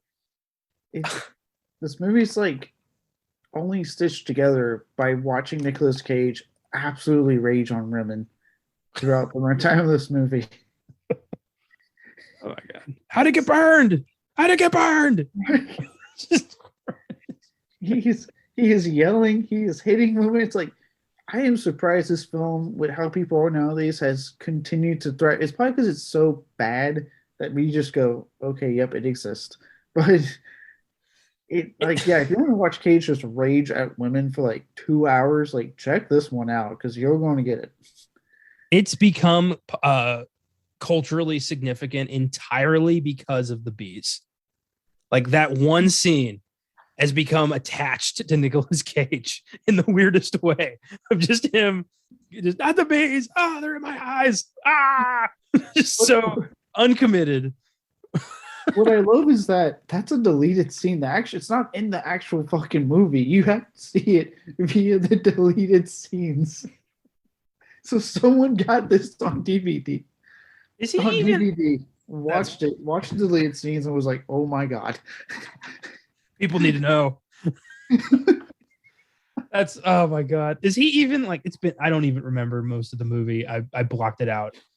Was he even like celibate? Did any of that make it into the movie? Is he anything like Edward Woodward's character? No, because he had a daughter. That was the whole thing. Was that chick, that little girl reminded him of his daughter or some shit like that? She went missing. Somehow he had a daughter. I forgot. That was like thing. My God. Yeah. The Wicker Man is its own weird little thing over here. I remember when we were doing the episode of the original, I remember Josh kept telling us, like, I don't want to talk about the remake. Like he went to both of us multiple times, like, I don't really want to say anything about the remake. You know how bad I wanted to bring up the remake the whole time? I was like, just let me bring it up. Just let me talk about it. Another case of just like, if you get, you want to get drunk and put on something stupid, this, you could do worse. Yeah, I think didn't I introduce you to this movie? Wasn't I like, you have to check this fucking thing out? We made plans to watch it together at my place a while back, and I remember we were both just laughing our asses off the whole time because we couldn't believe how fucking terrible this movie was. Oh man. Awesome. Both had that at number 6. That's great. What's your 5? And 5, so like I said, from here on out, this is where I start getting heated. So I'm kind of glad I made Wicker Man 6. This was a strategic move on my list part, if you will. Number 5 begins. This one, I think no horror fan is going to disagree with me with whatsoever. This is in the wake of Platinum Dunes, touching every 80s horror franchise that they could. And after 2 successful Wes Craven remakes in The Hills Have Eyes and Last House on Left, the decision was made to touch the granddaddy of all Wes Craven flicks that is not Scream. And that was 2010's A Nightmare on Elm Street. Ah, man, where to begin? I'll say this. Jackie Earle Haley, on the one positive, he is trying. He is doing his absolute best. But his design is god-awful. The cast looks like they're fucking tired throughout the whole goddamn movie. Especially Rooney Mara, who apparently actively hated this fucking movie, and because she hates horror films and fans, from what I understand. That's harsh. Yeah. Jesus. Yeah. It's not our fault. Apparently, she made that quite clear in her performance and in interviews. Also, the fact that this remake, the reason I want to point out Last House on Left and the Hills of Ice remakes, those worked because guess who was actively involved in those remakes? Wes Craven. In both cases, the directors for those movies went to him and asked for his input. They asked for him to be involved because they were like, we don't want to tarnish what you've done. We want to enhance and make something for a new generation. And that's to me why those remakes work so well. Yeah. And then along came Michael Bay. Yes. And they said, stay the fuck out of our movie. They did not talk to him about it. They did not get his okay. They did nothing with him involved. They kept him out of the entire process, and it shows in the fucking final edit because there's no input from Craven, and he was on record saying that he had no involvement in this movie, and they never bothered to even call them. So the blatant disrespect there.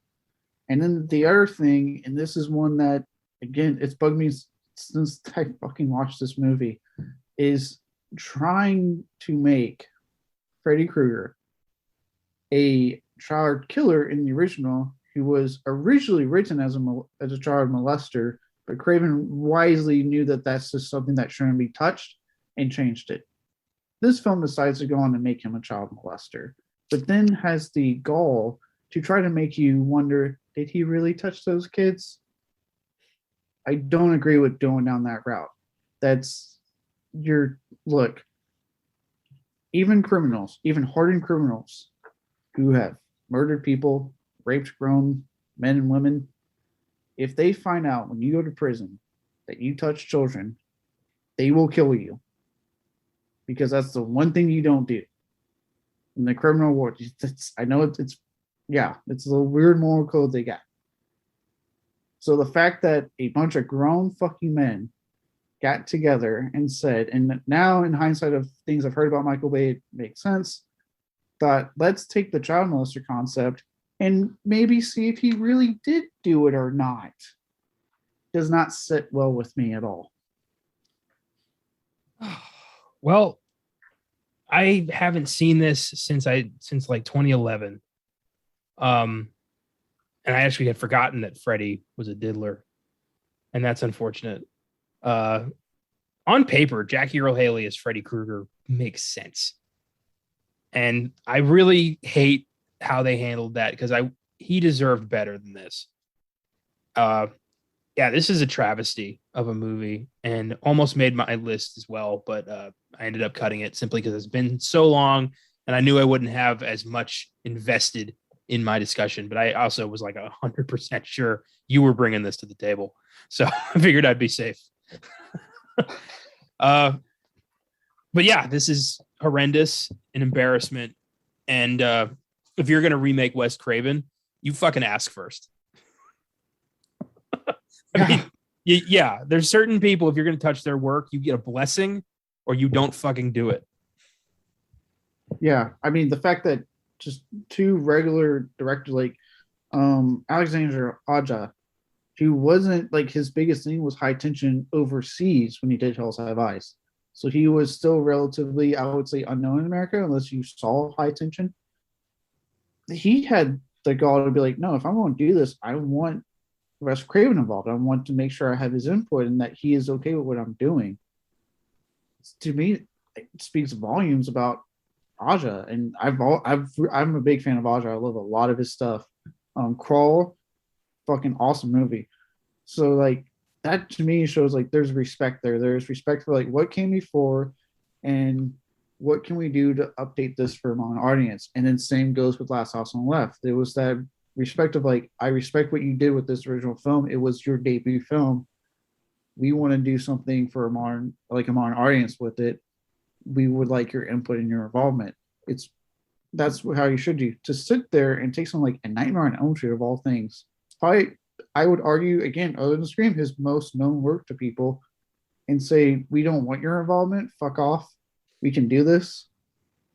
And again, it doesn't surprise me with Michael Bay. We've heard seeing some of the things I've come to light about him don't fucking surprise me.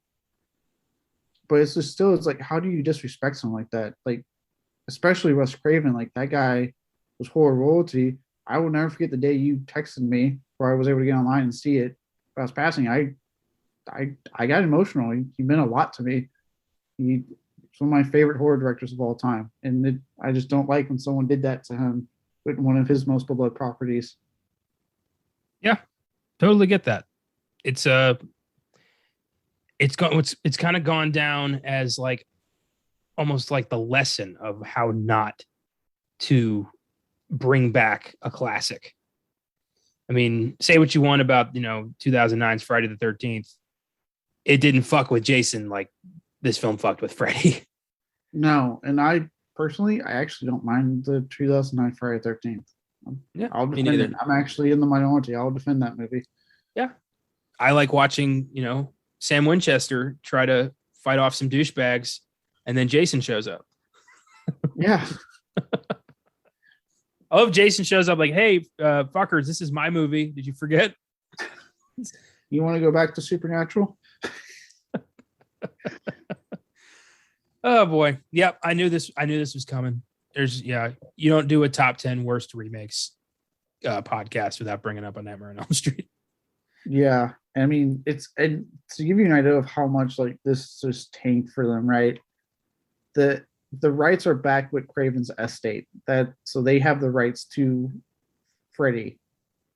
The reason we haven't gotten it is because they are not giving it to anyone because of this fucking movie. They are like, it's not that they're not giving it, they're being stingy. They're being understandably hesitant, and like you have to give them a good fucking ideal about what you want to do at Freddy before they say okay. Because of this movie. I just pictured a public pool in like July, and Michael and Ghostface are swimming in the pool, having a great time. And then on the side of the pool are like behind a chain link fence are Freddy and Jason in like their bathing suits with like water wings, just looking all sad. I want to play. The Jason one makes me more mad. I get the Freddy one. Like I understand the family, the estate's reaction. Yeah. Like I would be the same. I'd be like, no, you guys better present me a good fucking idea before I give you the right to do another take at this. True, but imagine the pitch that's going to convince them to give someone a shot. And it's probably going to be David Gordon Green in like 10 years. Maybe. I know Elijah Wood with his company, Spectrovision, he expressed interest in producing a Nightmare on Elm Street remake, and he's talked about like potentially talking to them, see if he can with his idea for it. And he's talked about like, he'd be good hands. Yeah, and the way he's talked about, he would be perfect. He's talking about he wants to go back to being cerebral like the original film. He goes, that's the way it should be. He goes, it was a cerebral horror film, and that's where you need to start. Yeah, I'm hoping we get to see the return of Freddy and Jason soon. I mean, it'll happen eventually. I would like to be there when it happens. Yes, I'm with you. I'd love to see these guys on the big screen again. Especially Jason. You know how much I love Jason Voorhees. So, God, I'm dying to see that new. Hopefully, get a new movie soon. Hopefully. I think it's crazy. We're nearly 3 years into the podcast, and we've never done Friday the 13th or A Nightmare on Elm Street on the Filmgazm podcast. It just has not happened yet. Crazy. It will one day. My number 5 pissed me off because of how hyped up it was. The first trailer for this film is one of the coolest, creepiest horror trailers I've ever seen in my life. I still think it's one of the greatest trailers I've ever seen. And then the second trailer came along, and I knew the entire movie. And it's 2019's Pet Sematary. Oh, I should have seen this one coming. I had such high hopes for this. We were fresh off of It, Gerald's Game. Like, it was a Stephen King renaissance, and they said, like, Pet Sematary is coming. And I'm like, oh boy. The first trailer comes on. Holy shit, that looks creepy. The second trailer comes on. What? It's not the boy this time. It's the girl. It's the daughter who's not a baby. Okay. I don't know why you're telling me this in the preview. And then I saw it and I'm like, oh, okay, because you had fuck all else to show us. This is your whole movie. What a letdown. My God. And I didn't even care for the original Pet Sematary. To me, that is a story they have yet to do correctly. They've yet to get that right, in my opinion. And that's a shame because it's one of King's best books. It's so disturbing and so creepy and so sad. And both films have moments, but there's nothing that has really grabbed me. And the remake pissed me off because of how they fucked with it. They took away the most upsetting part of the book and just tried to flip it to try. Weird thing is, like, it's not like they did that to, like, mess with audience expectations, because we all fucking knew it was coming because we watched the trailer. Like, why'd you do this? There's no reason for it. And then even the crash is like way over the top. It's CGI. Like, there's no emotional investment. I fucking hated Pet Sematary. I was really upset by that. I was like, this is what we got. What a bummer. Yeah. I didn't hate it as much as you did, but I do remember when I saw that first show, I was like, ooh, that's gonna be creepy. And then I saw that second trailer and I just remember going, why did you put your big twist like change up? Which again, I personally did not care that they wanted to do that. I was like, okay, cool. If you want to do something different to try to tell the story in a different way, as long as the core concept of like the death of your child and how you respond as a parent is still there, cool. But when they put that in the trailer, I was like, why would you put that in the fucking trailer? And I remember, like, I listen to a lot of like podcasts, so movie podcasts. So I listen a lot of times. I actually listen to these directors and stuff talk before the movies come out.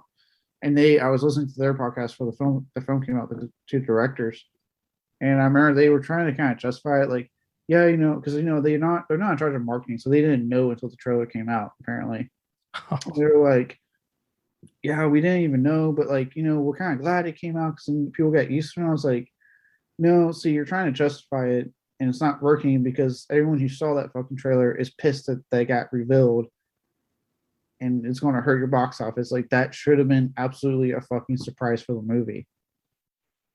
And Yeah. again, if you were going to change it, you need to follow through with that, which I don't think the film does very well.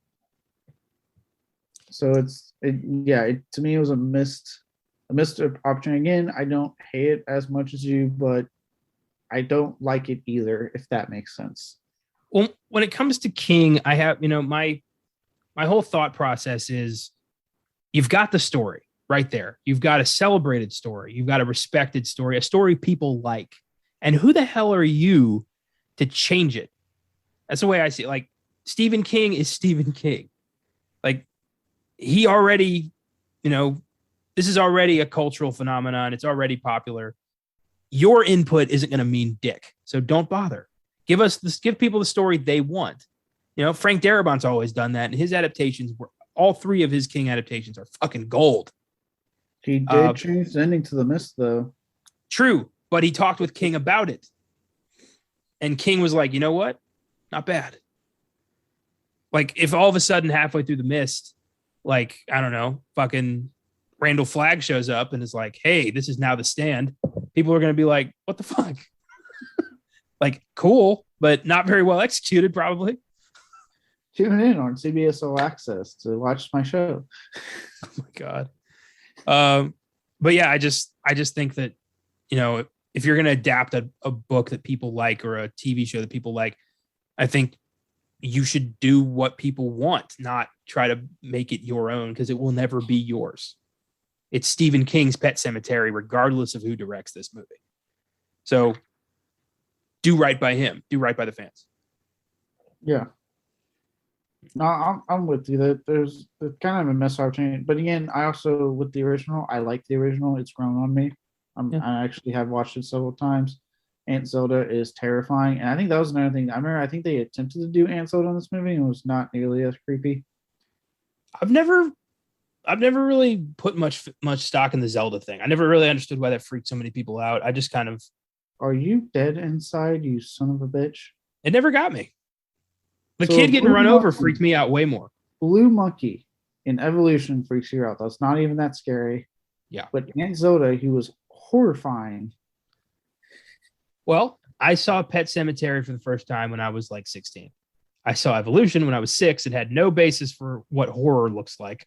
So that fucked me. I saw Pet Sematary when I was a teenager, and Aunt Zelda still terrified me. Cool. I don't even really remember it, honestly. I don't remember that scene like at all. God, you're a monster. Yeah, Pet Sematary is probably one, I could benefit from watching again. But, if you're going to remake it, do better. Enough said. Enough said. Well, my number 4, we're going to finally take a break from horror on my list. And we're going to go into the superhero genre. Ooh. Yes, let's see. I'll describe it for a sec. This is a film that admittedly did not have a great first outing. And I remember when they were talking about doing the remake and the director attached, I was like, oh, okay, this could be cool. This could be something pretty neat because the first one's not that great to begin with. And what I watched infuriated me so much. I'll never forget my rant review on Filmgazm for it because I was so fucking furious. And that is 2015's Fantastic fucking Four movie. Oof. Ugh. Dear fucking God, how do you take a film that wasn't that great to begin with, that was, I would say, at best, okay, and you deliver a remake that makes it look so much better because your remake is so much fucking worse. Right. And not only that, how do you then, much like I know I've always said, like, I've never seen the fan backlash to destroy a career quite like the Game of Thrones season 8 did, but doing this listening and go, oh yeah, that's right. Josh Trank doesn't have a fucking career because of this movie. Because you don't see him directing anything. He's not doing Chronicle 2 anytime soon. Oh, yeah. I remember when the trailer came out and news came out about Josh Trank being like, they messed with my movie. I made a good movie, damn it. And the studio is being like, well, where is it? And everyone's just kind of like, no, I think everybody fucked up here. Everyone. What's funny too is he did that, and then like he's not doing Chronicle 2, which I know has been like on and off talked about for a while now. I believe was taken off a Jurassic World sequel. He was taken off a Star Wars. Like his name gets removed from so much shit so fast. And I'm like, huh, interesting. Makes because there's also I read the reports about him being extraordinarily difficult. Oh yeah. You know what he followed Fantastic Four with? Capone, that god awful Al Capone biopic from last year that was like the worst possible way to tell his story. So it's done. He's done. Yeah, it sounds like Chronicle was a fluke because I personally liked Chronicle, but me too. Yeah, it's just like how I think too. It's like this film does nothing right. Like it's amazing how nothing right is achieved in this movie. From the fact that they take Fantastic Four, which not sidetracked, isn't exactly the most brooding, foreboding, dark, grim. I'm trying to run out of adjectives here. Comic, comics out there, and somehow this film said we're going to do all of that.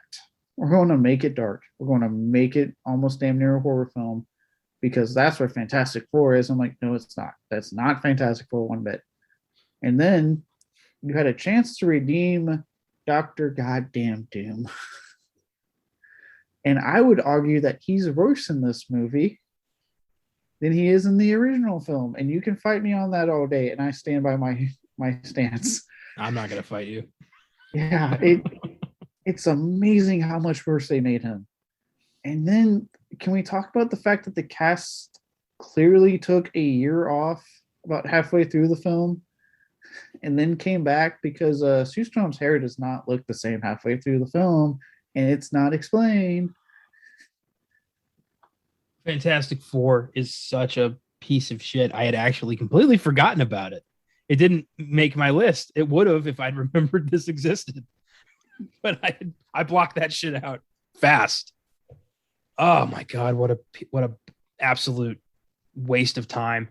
Everyone miscast. The only one who I thought made sense was Michael B. Jordan as Human Torch. And even then, he's given fuck all to work with. Yeah. Dr. Doom, the way they did.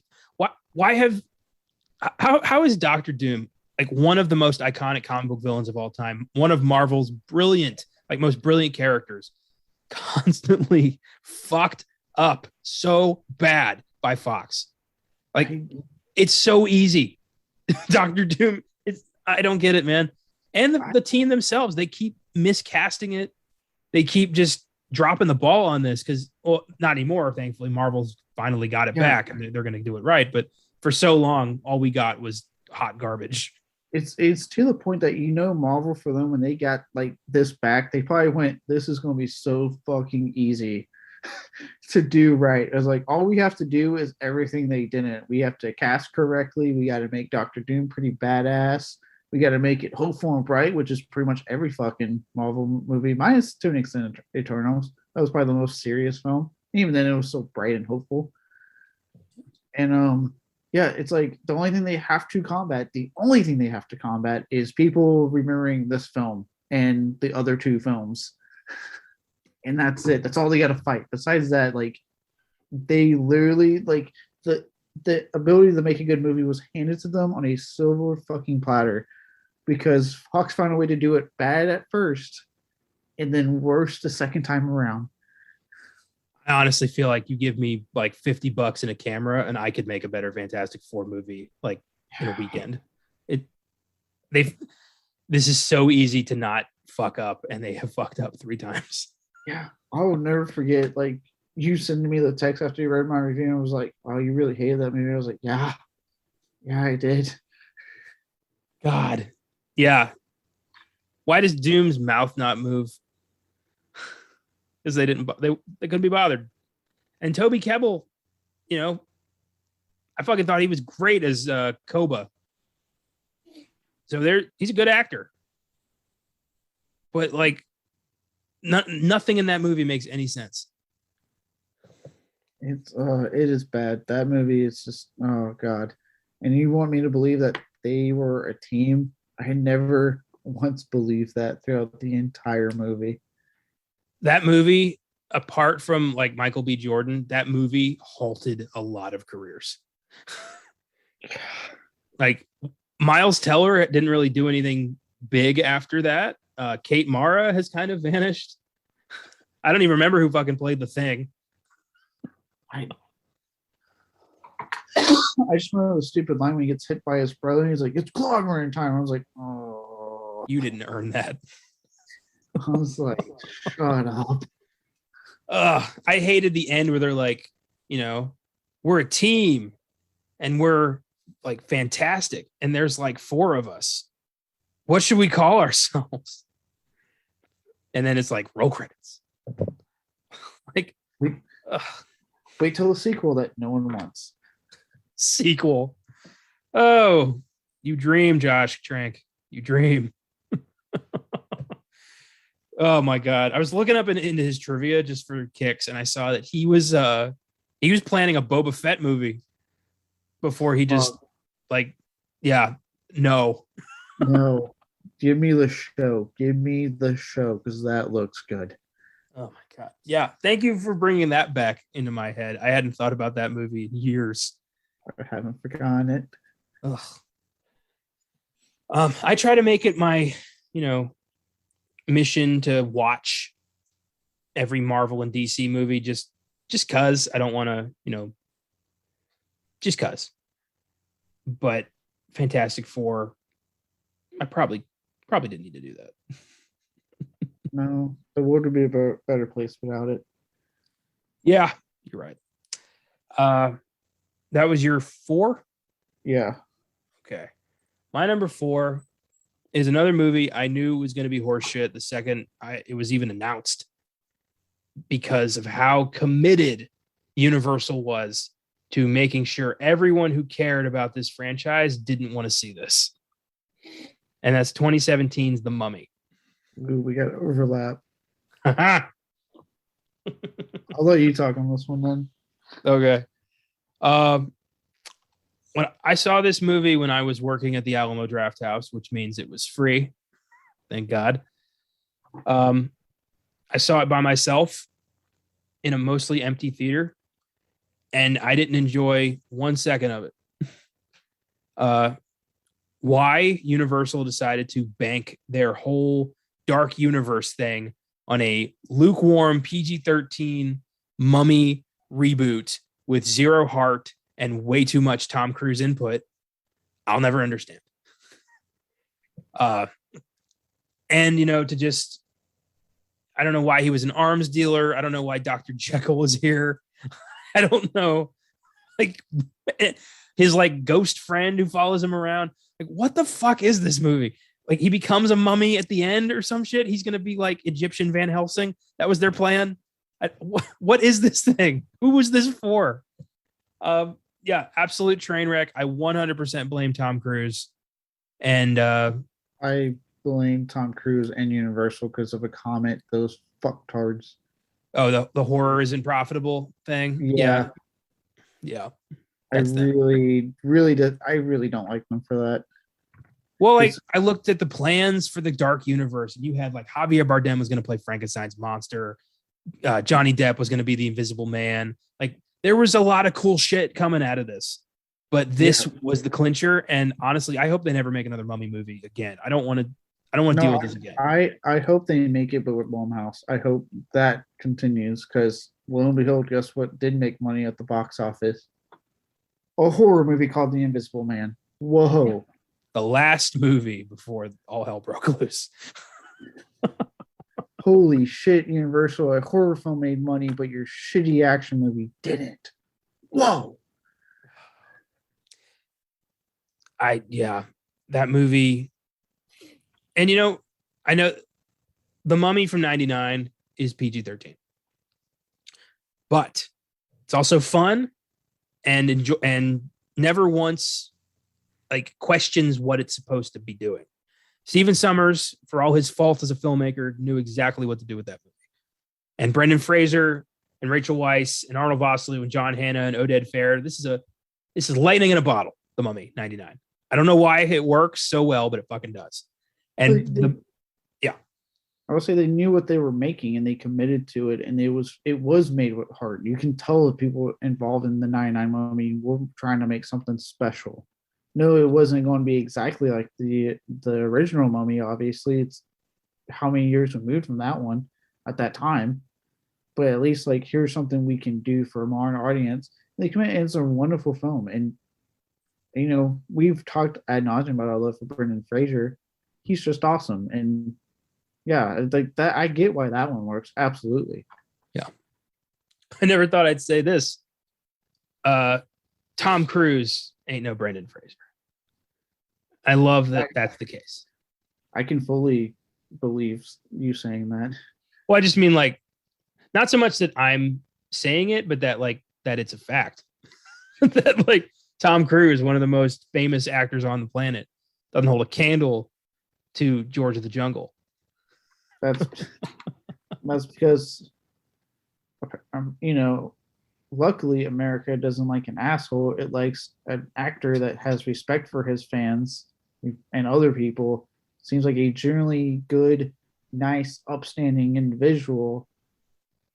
And well, you know, last I checked, Brendan Fraser's not second in command of a massive cult that hurts people. So that's a big one. He's having a career resurgence and couldn't be happier. And is absolutely grateful that the fans are happy to see him back. That's what who Brendan Fraser is.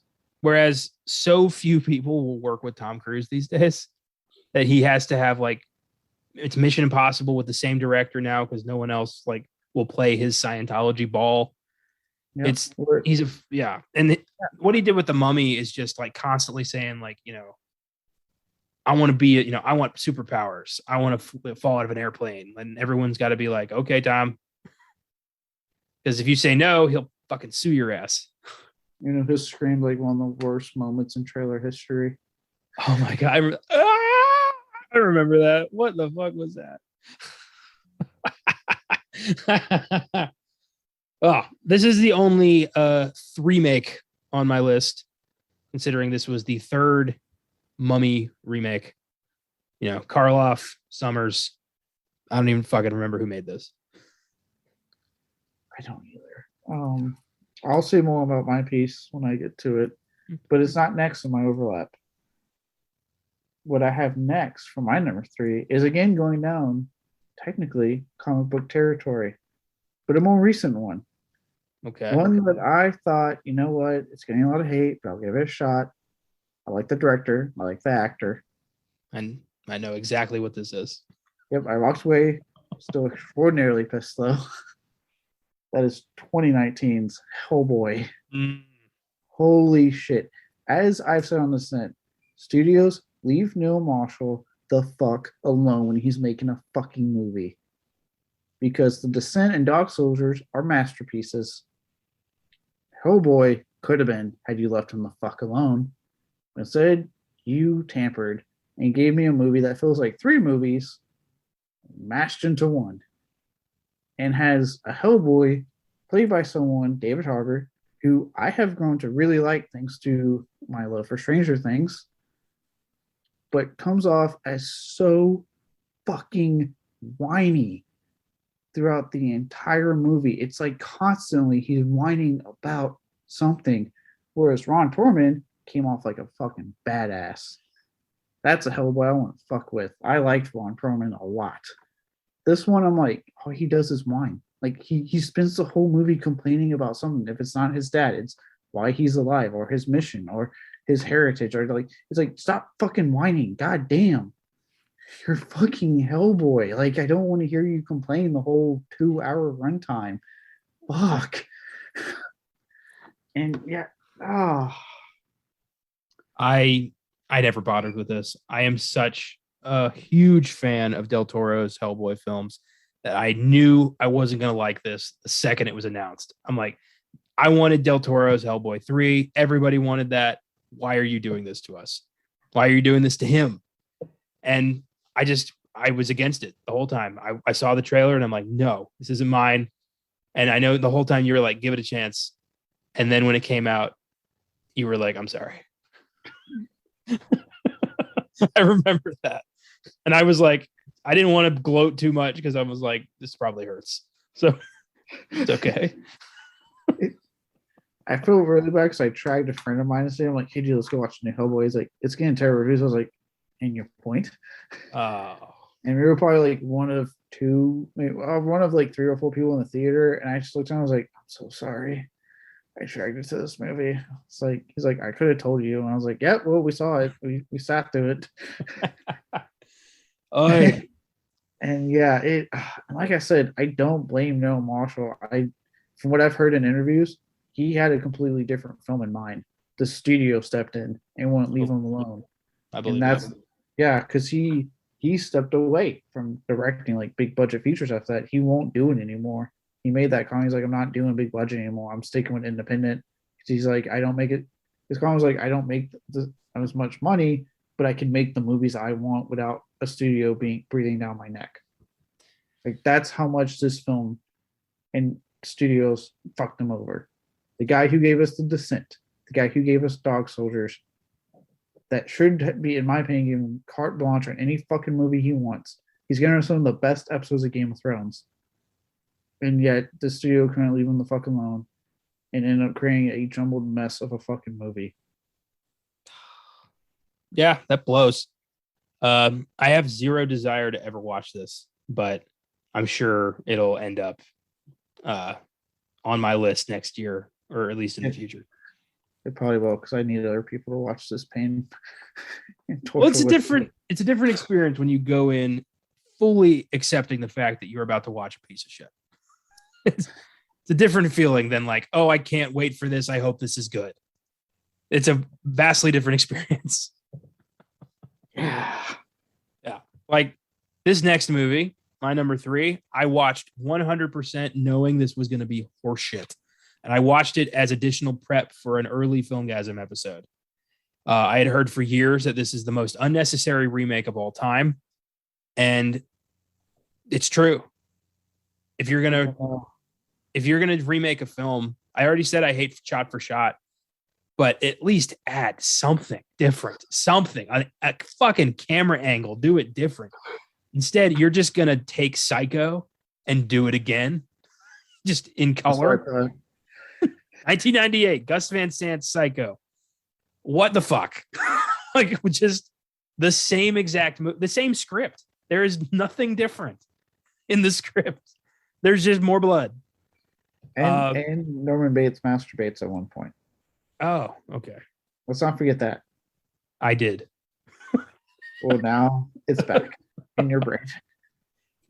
Oh boy. All right. On paper, Vince Vaughn as Norman Bates sounds terrible, and turns out it's true.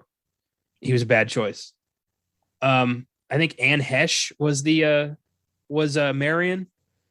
an actress who just vanished because of something weird. I don't want to say. It was either mental illness or a cult, and I don't want to say which one unless I'm certain. So, yeah, that's not something you want to gamble on. That's on a 50-50 I'm taking. Let me go ahead and find that out because I am curious.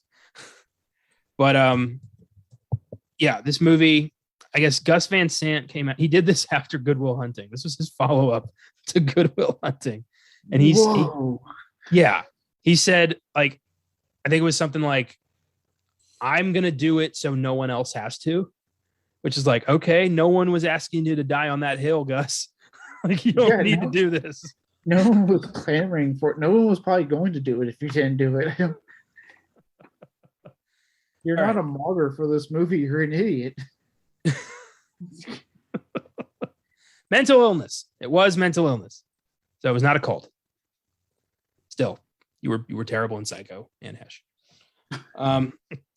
Yeah, it's just it takes, Hitchcock's iconic imagery and just makes it look like a parody.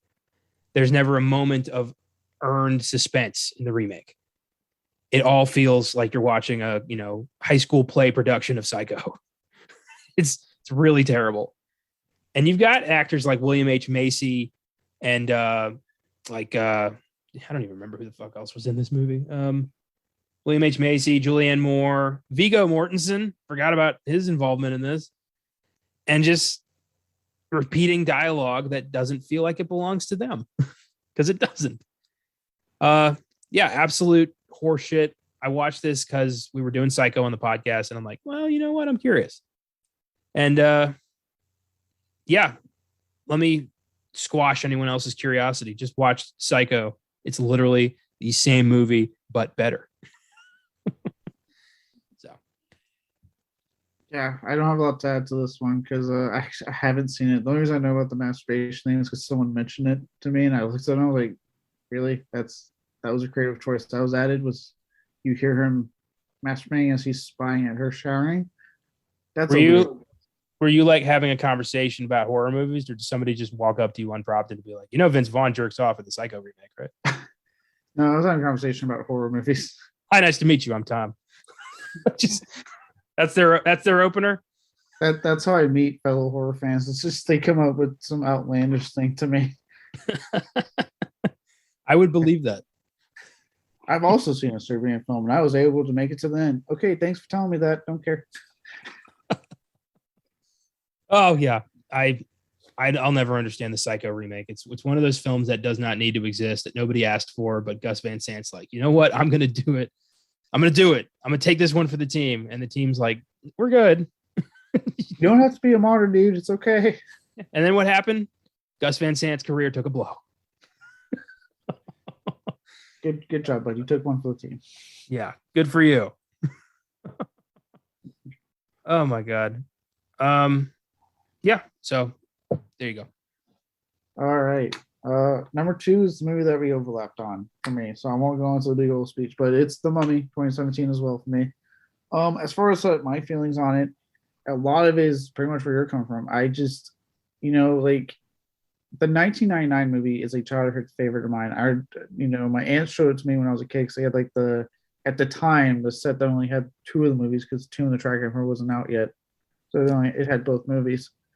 And I remember getting really interested. I was like, ooh, what's that? And they told me, and me being like my burgeoning horror love, I was like, oh, I want to watch it. I watched it and I fell in love with it. And it was, and also because I had seen George of the Jungle, I recognized Brendan Fraser. I was like, oh, it's, except me being a kid was like, hey, it's George. He's in this movie too. That's great.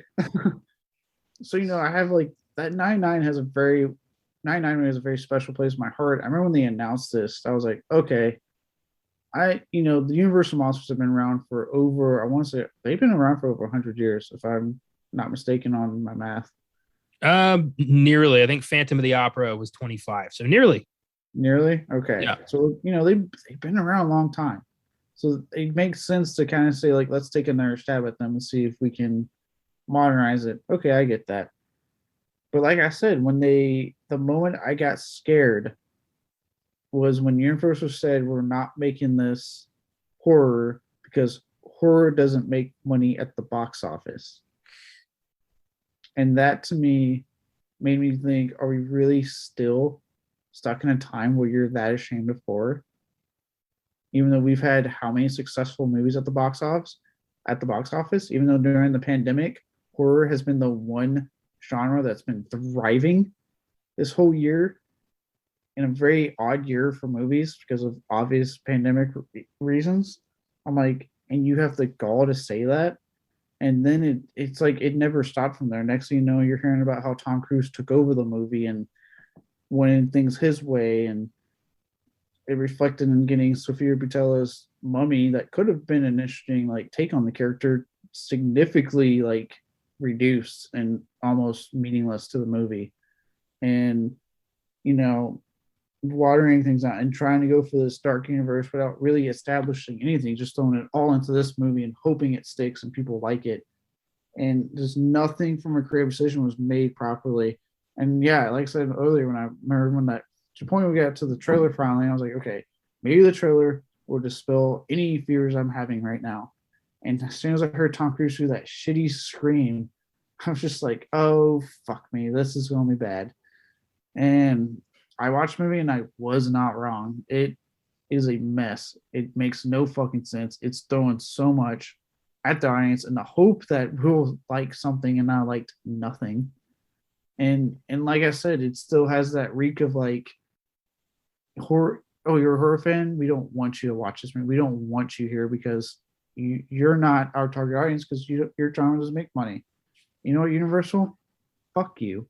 Like, how dare you say that when you're partnered with fucking Blumhouse, you assholes? Universal would not exist as a major studio if it hadn't been for horror movies. The Wolfman, Dracula, Frankenstein, these are the movies that built that studio. And to just fuck your roots like that is incredibly predictable, actually. Yeah, it makes 100% like sense that they would do that. Yeah, it's just, and it's just so, but it's just, and I know it, I get what you're saying, it makes sense, but it's just so frustrating because it's like, Yeah. this is why you are even a company right now. And then you're going to say that, but then turn around and partner with Blumhouse for these recent Halloween movies. For the Invisible Man movie, that was a fucking horror movie and did make fucking money at the box office. Like, so what? You what? You got caught in your fucking lie, and now you're trying to double back and take it all back? It's like, no, fuck you, Universal. You've said your comment. How dare you? I shouldn't be in 2021 and still getting shamed for being a horror fan. That's fucking ridiculous that a studio had the balls to do that and produce a movie like 2017's The Mummy that just to me spits on horror fans, spits on the 99 movie, spits on the original Mummy, and says, this is what we want to do, take it or leave it. And luckily, I always went, fuck you, we're not taking this. This is shit. So, it's always nice to see a movie that is so horrendous it completely collapses any plans for a franchise that Universal was clearly willing to pour a lot of money into. I mean, the promotional shit for the Dark Universe was like huge. They had a whole new opening for like, it was their MCU. And this is what happened. This is what happens when when your Iron Man is a terrible fucking movie. Yeah, I think it's really, to me, it's like when you have a terrible movie, and it also, to me, I would say, I do think their comments had a lot to do with it. I do really think, like, you don't anger the horror community like that. You don't say a comment thinking the horror community is going to sit there and go, oh, okay, whatever. Yeah. The horror community responded. We didn't go see the fucking movie in theaters. We went, no, fuck you. I'm not watching this. Come back to me when you want to make a horror movie based off your horror characters. Because guess what? I can just go back to the 99 Mummy movie. Fuck you. That movie, I'll rewatch any day of the goddamn week. Yep. And that's what I have done. That movie is one of my top 10 favorites. Like, it's comfort food to me. And I have never given this film a second consideration at all. And I never will. The next time I watch this, it'll be 100% with the intention to shit on it. Oh, yeah. Oh, boy. Yeah, we're getting into the top two are films that I got under my skin and never left because of how much they upset me. And number two is timely, considering what we got coming out next week. Man, yep. I knew from the very beginning that this was gonna suck something awful, and somehow this became you're either with us or against us feminist war cry, and I'll never understand that. 2016's Ghostbusters. Ladies and gentlemen, a movie can be good or bad regardless of gender. Ghostbusters 2016 is not a bad movie because the leads are women. The leads are women in a movie that is a piece of shit, regardless of who was in it. Because you had a filmmaker who never saw Ghostbusters and didn't give a fuck, making a movie that was entirely designed to just be a gender-swapped remake that sucked all the heart and soul out of one of the greatest films of the 80s. I will never understand how this film is standing at like a 70-something Rotten Tomatoes score. all the critics were afraid to bash this because they didn't want to come across as anti-woman. And I'll never understand that. Just say it's shit. It's got nothing to do with gender. And I hate people who try to make it about that. That's happened with so many different movies. And it's time to stop. Ghostbusters sucks. Charlie's Angels sucks. Women-led movies don't suck. Well, and what I love is what they try to say, because I know what you're talking about. Because Elizabeth Banks made the comment when Charlie's Angels flopped, and I forget the actress's name in this one, but I remember her saying in the comments when Ghostbusters flopped. I can't remember her name at the moment. But they're like, "Oh, people didn't watch it because it's women," and it's like, you guys forget about movies like Wonder Woman or Aliens, and the Terminator movies and all these other films that have very strong female leads. The first Charlie's Angels. And the fact that the first Charlie's Angels reboot got a sequel. It did so well. Or the Tomb Raider movies, for Christ's sakes. People will go see female fronted movies. They have no issues with that. They just want a good one. Yeah. Ghostbusters acted like they were it was the first movie ever to have women do comedy. And I'm like, what are you doing? That should not be the focus of your film. It should be you are remaking one of the greatest films of all time. Care. Put some into this. Actively try to make this your own. And yeah, I remember working this at Draft House too. And I saw bits and pieces of it and just thought, what is this train wreck? And then I finally watched it at home because I didn't want to pay for a movie ticket, even though I got free movies. I didn't want to sit down in a theater and watch this. And I was like, yeah, I was right. This is terrible. And I don't know why that's a hot take. I'll never understand that. So yeah, you heard it here, folks. Ghostbusters 2016 sucks. And we're going to have interesting criteria for that new show. But I think we should make an exception for this one, considering the score is unearned. I'm making an exception for that one. Because guess what, ladies and gentlemen? I don't fucking like this Ghostbusters movie. And it's not because females are being funny in it. Because guess what? I thought Bridesmaids is one of the funniest fucking comedies we've got in a while. And guess what? It's female fronted. At the end of the day, I don't care. It's just how good is the movie. Yep, exactly.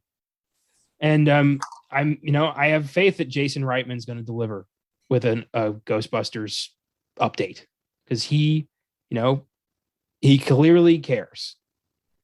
And how could you not? His dad made the movie. Yeah. But I'm excited to finally erase this piece of shit from the Ghostbusters, catalog or whatever. It's gone. It's gone. It's funny you bring up the female thing because of my number one. So we're not leaving hot take territory yet, my friend. It's a horror movie though. It's the one horror film remake that truly pissed me off and how they approached it. Oh, yep. Okay. Yeah. Yep. You've talked to me about this many times. Yes. I'm going to talk about it here now on the podcast. And that is 2019's Black Christmas. I'm doing an air quote, folks, because there's nothing fucking Black Christmas about this movie. Look, I have no issues with social commentary, believe it or not, in a movie. Movies are great ways to bring about societal issues and make your statement known. Absolutely. It's an art form to do that for. What you shouldn't do, though, I feel like, and call me crazy, is make an agenda and make every male audience member who watches your movie feel like absolute shit for being born a man, which is what this movie does. And that shouldn't, again, like you said, it shouldn't be a hot take, but yeah, I shouldn't feel like shit just because I was born a man watching a Black Christmas movie, of all things. Because that's what this film is. The film spends the whole goddamn runtime just talking about how bad and evil men are, constantly. And then there's this one character that gets fed up and tries to yell at them, point you're just applying this to all men, but he quickly comes off as crazy. So it's like the one character that male character that gets fed up, they purposely go all the way to make him look crazy when he explodes. So it's like, oh, okay, so we're not going to have a cool counterbalance point to kind of help out. Um, and for those of you that probably still think, oh, it's just because you're a guy. Guess what? I watched the recent Slumber Party Massacre remake that did tackle like a lot of these gender issues, and it did it in a way that I was in on the joke as well, and I ended up really liking the movie. But not here. This and that was a big reason. Their reason is that it's like to get their point across. It's like they knew they had a shitty point to get across and a shitty film to make. So what they did was they took Black Christmas, the title, knowing it's a horror classic, and slapped it on here to get butts in the seats. Because guess what? You want Billy in this movie? Good fucking luck. He's not in it. Talked about Agnes? Good luck. She's not in it. Like literally nothing about the original is in this fucking movie.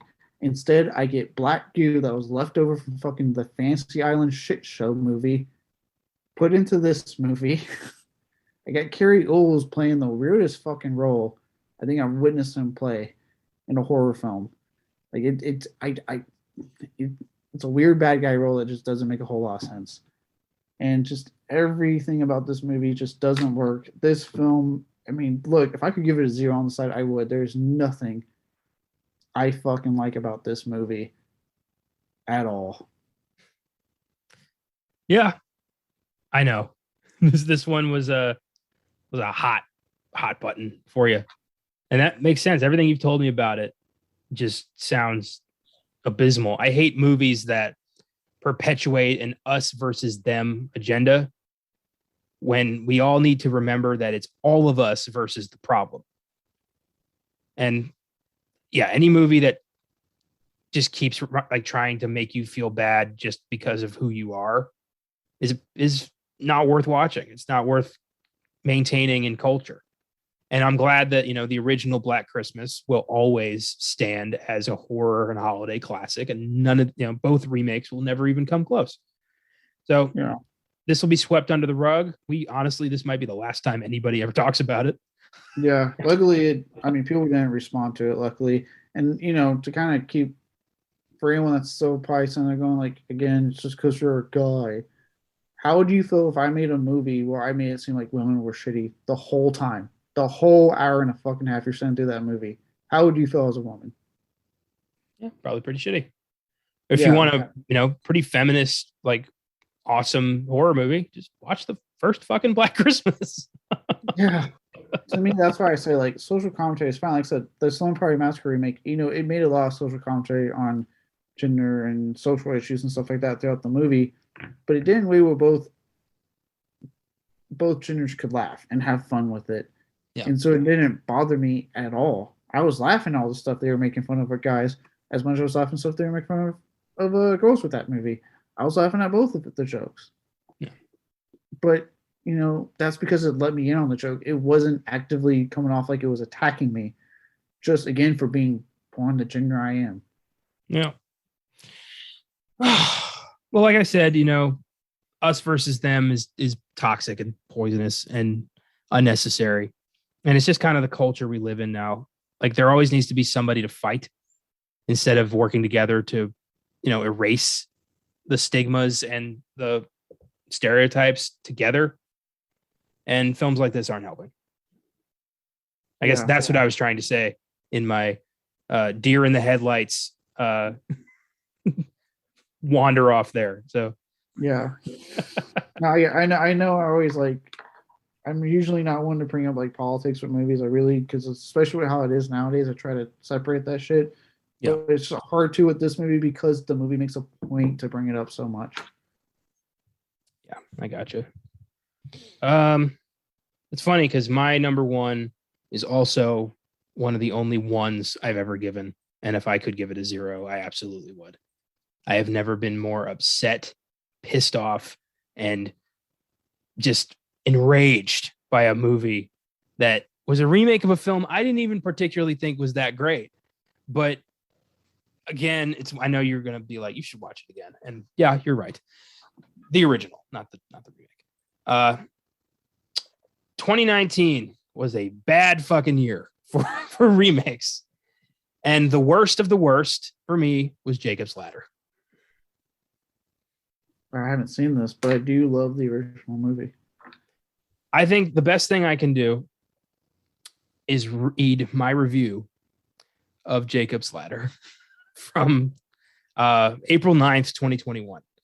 0% on Rotten Tomatoes, by the way, which tells me I need to stop watching movies that have 0% on Rotten Tomatoes, because while they may be a flawed system, any movie that's got a 0, probably in the ballpark of really shitty. So my review. Movies like Jacob's Ladder are the reason there's such a terrible stigma about horror remakes. For every Fright Night 2011 and The Fly 1986, you get about 50 Jacob's Ladder 2019s.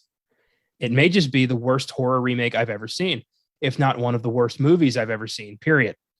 It's a complete mess from beginning to end, trying to rationalize the demonic visions of the original film, but losing the subtext, the sense of dread, and the investment in character. It's pure dog shit, frankly.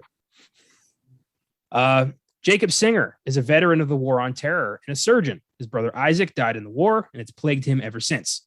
But then Jacob finds Isaac alive in the tunnels of New York City and finds out his death was covered up because he was a test subject for a PTSD drug called HDA. Of course, as we go along, we find out that Jacob's really the crazy one who's been taking the HDA, and Isaac is his perfectly sane family man brother. By that point, I had completely checked out. The pace is super slow, there are no scares to be seen, and there's no reason they had to call this Jacob's Ladder beyond cashing in on a pre-existing film with a following. There's no similarities between the two, it's barely a remake. I urge horror fans everywhere, and fans of every other genre, do not watch this abysmal excuse for a movie. It will suck away an hour and a half of your life as it did me. This is one of the shittiest movies I've ever sat through, and I wish I could somehow have it removed from my brain so I could get back the tiny piece of my soul that it took away from me. It's disrespectful to a horror classic. Fuck this movie. 1 out of 10. I watched this on a whim. I regretted every second of it, and I have never been the same since. You ask why horror movies tend to not resonate with me that often? Shit like this is why. This movie took a little bit of that away from me, and I've never felt 100% balanced since I watched this fucking travesty. Well, see, I don't watch films like this on a whim. You know why? Because I saw the trailer for this movie and went, God, this looks awful. Yep. I didn't see that trailer. So this is why I watch trailers, because sometimes things that you're like, okay, I'm kind of curious what they'll do with this. That trailer comes on and you're like, ooh, never mind. That doesn't. Oh, so yeah, that's the worst I got. I doubt any movie will ever get down that work. Like I've given out 2 1s in the entire tenure we've had this website. And Jacob's Ladder is one of the ones. The other one is Jason Goes to Hell. Yeah, I've gotten close. I know the recent Grudge. Oof, I got real close. That. I fucking despise that movie. I'm surprised that didn't make it onto your list here. I didn't put it only because it's so weird how they set that one up. It's like a remake, but not a remake. It's really weird how they did that one.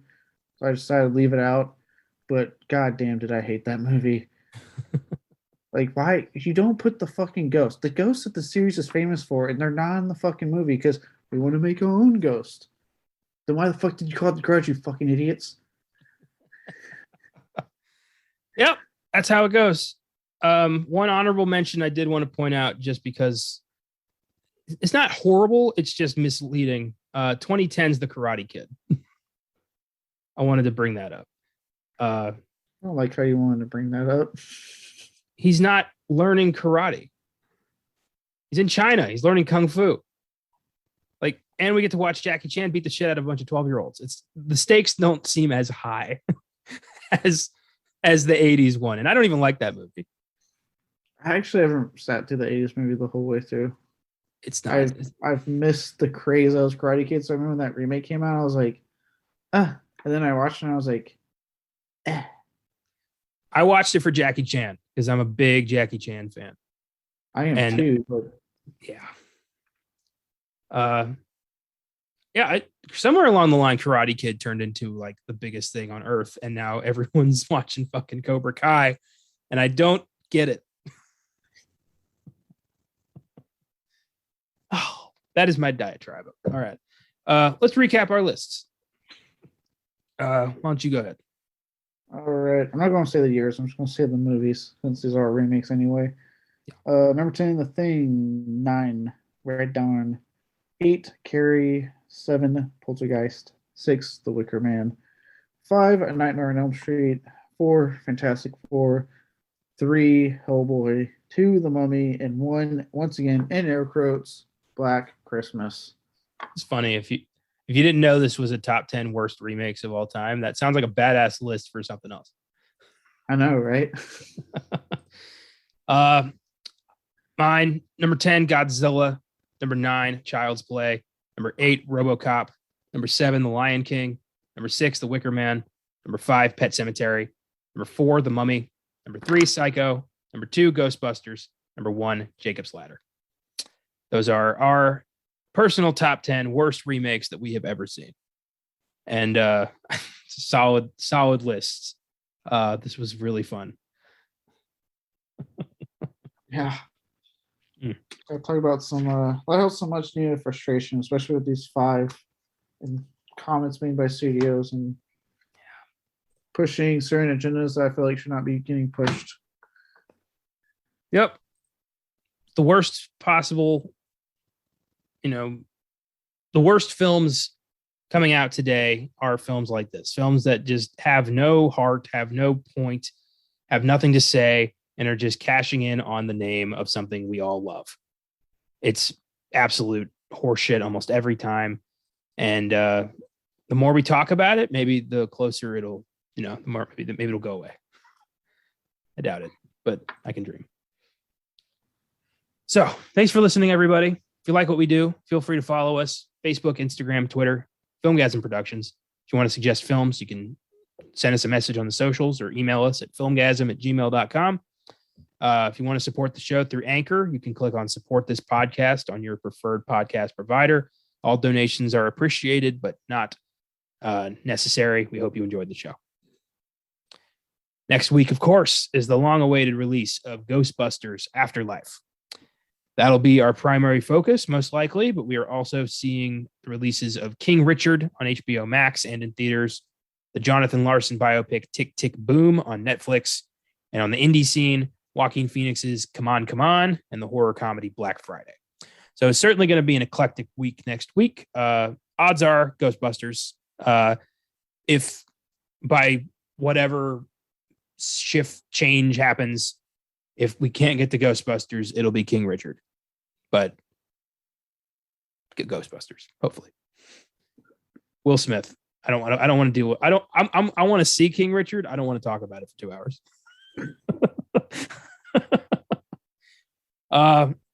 Don't miss the original 1984 classic Ghostbusters on Wednesday's Filmgazm and the 2009 Jason Reitman dramedy Up in the Air on Oscar Sunday.